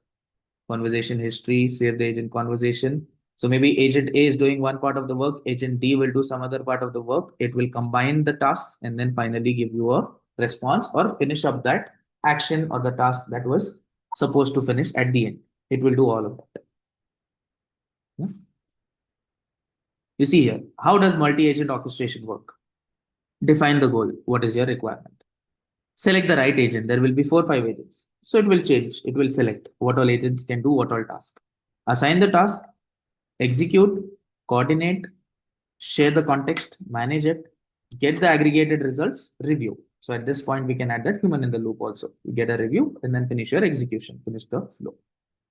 Okay. It's not just one agent. It is just a chain of agents. That's all. Is your multi-agent orchestration. Okay. Now for a multi-agent, most of the times, why do you need a multi-agent? Right? Anytime you want a specialized knowledge for this shared context, which I said, right?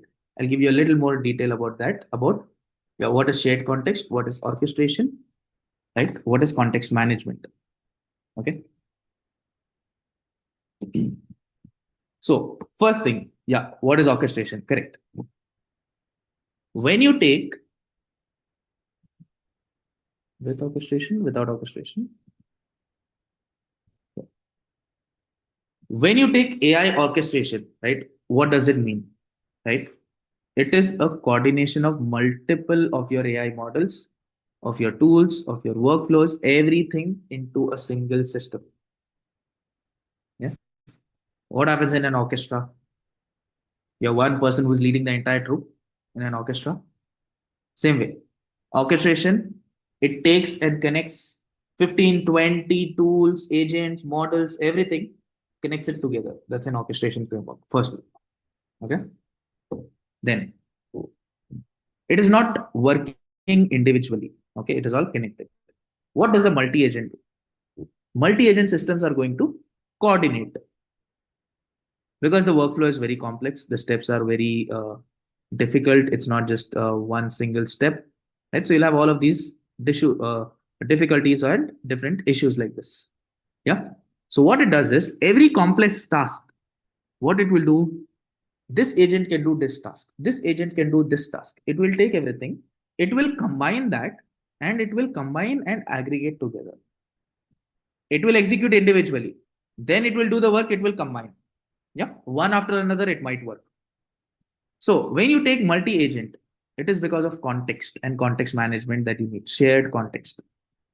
So that there will be a specialized knowledge without you overwhelming the context window. Because if you remember, context window will have a limit most of the times. Yeah. It's not infinite. You cannot put all of the things at once. You need to give it step by step. Correct? Think about it. If I put 100 or 1,000 pages at once, context window will be reached. It cannot process so much. Your agent will not be able to process the workflow. But think about it. If you do the same task, if you give it to two agents, within the context window, the same task is repeated by two agents, one after another. Then it can process the entire thing much more better. That is what multi-agent orchestration does. Context management.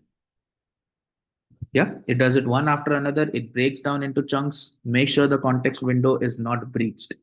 You don't overwhelm that.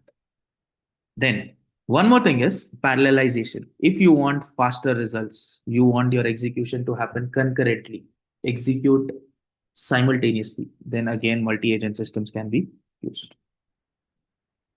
Okay, these are the two main things. That's it. You understand this? Your multi-agent system is ready.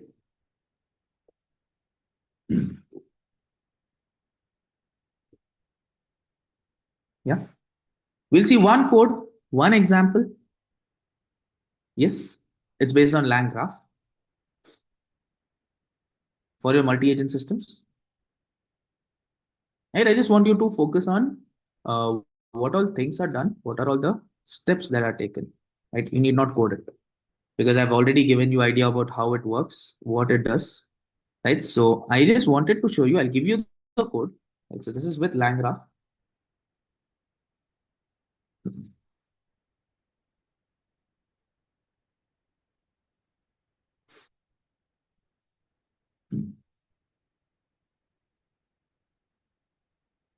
Right, wherein there is more than one agent shown in any example, but this is a coding based example, which is why I came to it last.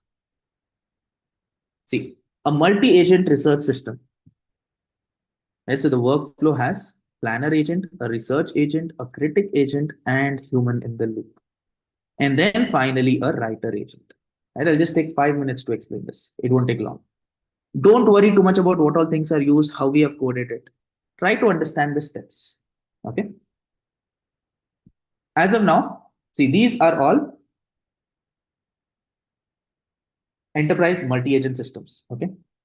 So we want to interconnect all of these things, create an entire workflow, which will explain what multi-agent architecture, human approval, and then certain tools are used. So for this, we are not using lang chain. We will use lang graph, which is one step forward, one step more advanced. Remember, there was a search tool that I had used called DuckDuckGo, or that I told you about at least. Yeah, DuckDuckGo. Now, Tavily is a search tool. Right? What is Tavily like? Similar to Google. Right? It's a search engine, but much better suited for AI agents and RAG workflows because it gives you a API key directly. Now, Google, we cannot use that. Okay. Yes, Tavily is heavily used for AI agents and it gives you an API. So from that, we take a key. Then we install all of the packages, LangChain, LangGraph, right? So we want to use the, yeah, or we want to use the LLM. So our LLM is again Grok. We take Grok, we take Tavily. Yeah, we initialize Grok, initialize Tavily. Say we want to use your search-based systems. And here we define the agent state. That the agent state for the research workflow, these are the certain questions which are there. These are the certain steps that you're supposed to follow. So for each of them, we have a different agent, right? Planning, different agent, research, different agent, critic, different agent, approval, different agent, final answer, different. So now, planner agent, we've defined a function. You are a research planner, right? So create a step-by-step plan. That is your job. This is one agent, one function. Second agent is a researcher agent. So convert the research plan into a short web search query. Return one search query under 15 words. Okay. So take the research plan, convert it into this. Yeah. The feedback form was shared long ago. Weren't you all there? Multiple times, in fact. But in the session, you should have got it by now because it was shared at least 4 or 5 times, I guess. Please check. Sushmita, maybe you can just check that once more. Yeah, in terms of the researcher agent, you can just see here, convert the plan into a short web search query, which will then be taken up by what? DB. Okay, so research and everything is there. Critic agent. What is this critic agent supposed to do? You are a research critic. You are supposed to identify what are wrong and missing information, errors, improvements, critic. So criticize. Then a human review function. The summary is given, this critic is given, all of that is done. So then a human review saying, okay, do you approve this or not? That is us. So there'll be an option, yes or no. Okay. Then a writer agent, lastly, which uses the critique, the research, and then will give you a final improved answer. Right? The plan is there, the research is done. After the human review, it will give you a final answer. So how many agents we had now? Planner, researcher, critic, 3. A human review was additional step, and writer agent. 4 main agents which were there. Yeah. Then this is the one which gives the approval. See, this is the only line where you build the agent. This is the LangGraph workflow, where you add certain nodes, you add an entry point, add an edge. So for planner, researcher, critic, human review, writer, we define all of these agents here. Okay. And then we say link planner to researcher, researcher to critic, critic to human review. After that, you have an edge, right? Human review, based on that, it will head. It will go to the writer or it will go back to the researcher. If you say yes, it will go to writer. If you say no, it will go back to researcher. Lastly, it has to end with writer, and then only the workflow is complete. Can you see this? Understanding this workflow? You define the agents. You say this is the flow that you are supposed to add. And then based on conditions, this is what it is supposed to do. If approved, go here. If not, go back here. Okay. Lastly, it is supposed to end with the writer agent because that is the final step, right? Yeah. Then based on that, some question was asked. Impact of hydrogen fuel on future aviation. It says this is the question, take plan, create a plan, do research, critique. By default, approved is not true, it is false. Get an approval and then give final answer. So it has done a research, executive overview, research objectives. It's giving me all of these details. Then it is doing a critic. Then it is also doing the missing information, logical, all of that. So yeah, then you can see I had already run this a while ago. It is asking me, do you approve the research, yes or no? Until I put yes, it will not give me the final answer. If I say no, it will head back and it will do all of these things again. And then come back to this step again and stop. That is the human in the loop option. Until I give a yes, it will not give me the final answer. So finally, I say yes, then it will give me the final answer. Below is a concise action-oriented evaluation. This is what you had asked. Here is the result. We have used Tably, we have used the LLM, and then we've used all of these things. And then the workflow is completely defined. This is what happened. Planner, researcher, critic, human review. If I say no, it will go back to the researcher. Again, it will come to critic. If okay, proceed. If not, go back. That is the loop. Writer and finish. Correct? This is your entire workflow. Understanding multi-agent orchestration now? How it works and what it does? Simple.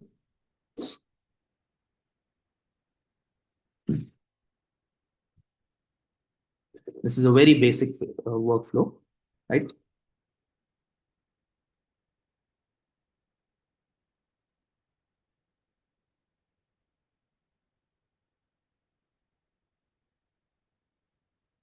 Yep.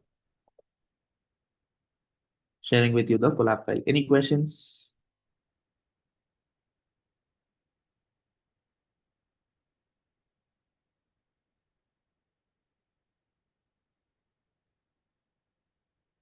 Just withdrawing your screen.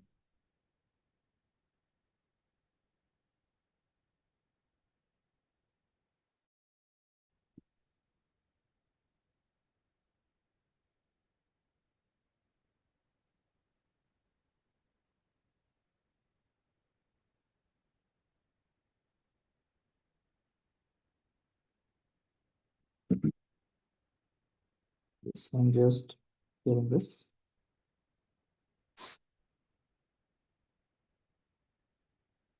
Giving you a link for that.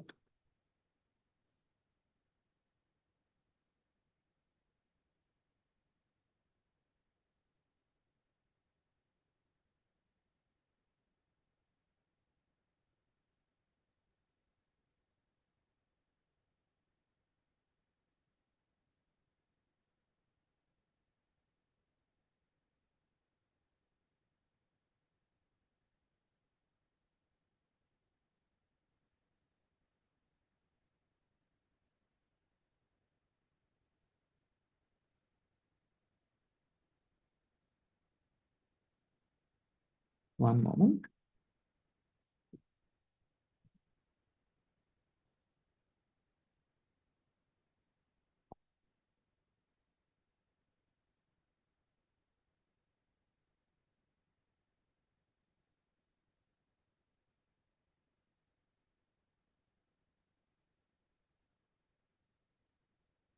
Okay, so here's the link. I've put the link here in the chat. Later on, we will also be giving you the file separately, access, right, for you to work with, right?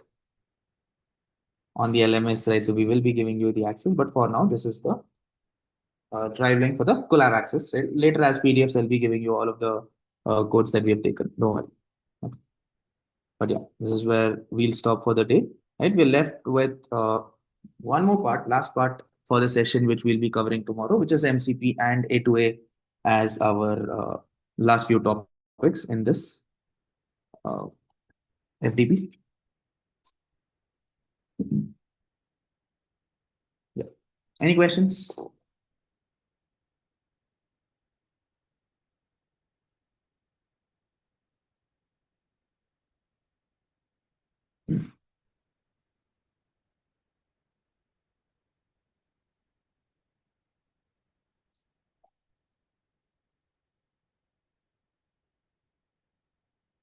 No, it works for me. You should be connecting it with Google Collaboratory, only then it will work, because just trying it with a recheck in a different place. You open it with either VS Code or Collab, it should work. Please check, Rajesh, or maybe you've copied the wrong part of it. Click on the link, it should work.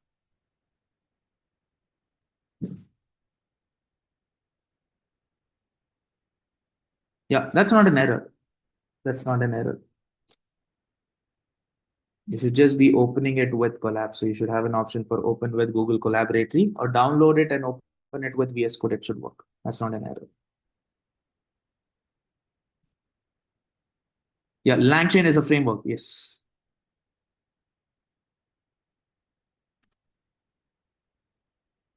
Okay, hold on.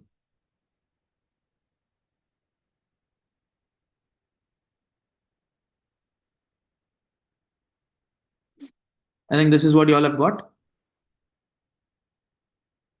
This is not the error. This is not an error. From here, you should just click on open with Google Collaboratory. And then you get Google Collaboratory with the same thing. This is not an error. It's because it's IPYB notebook. It's not a PDF file. I will be sharing with you the PDF file in the LMS for your reference. Okay. This is an actual code book. Yeah. So here, once you open, you get a collab.research, you'll have everything available there. Okay. Yeah. All right. I think on that note, we can stop here. See you all tomorrow. Thank you for joining. Good day. Thanks, Ashmita. We'll continue tomorrow. Thank you. Yeah, sure. Sir. Thank you. Anyone who hasn't filled in your attendance, please do fill it right now because it won't be shared tomorrow. Again, that link has a validity. Please do fill if you haven't, and then leave the session. Thanks. Yeah, thank you, sir. Thank you all. We'll meet again by tomorrow at 3.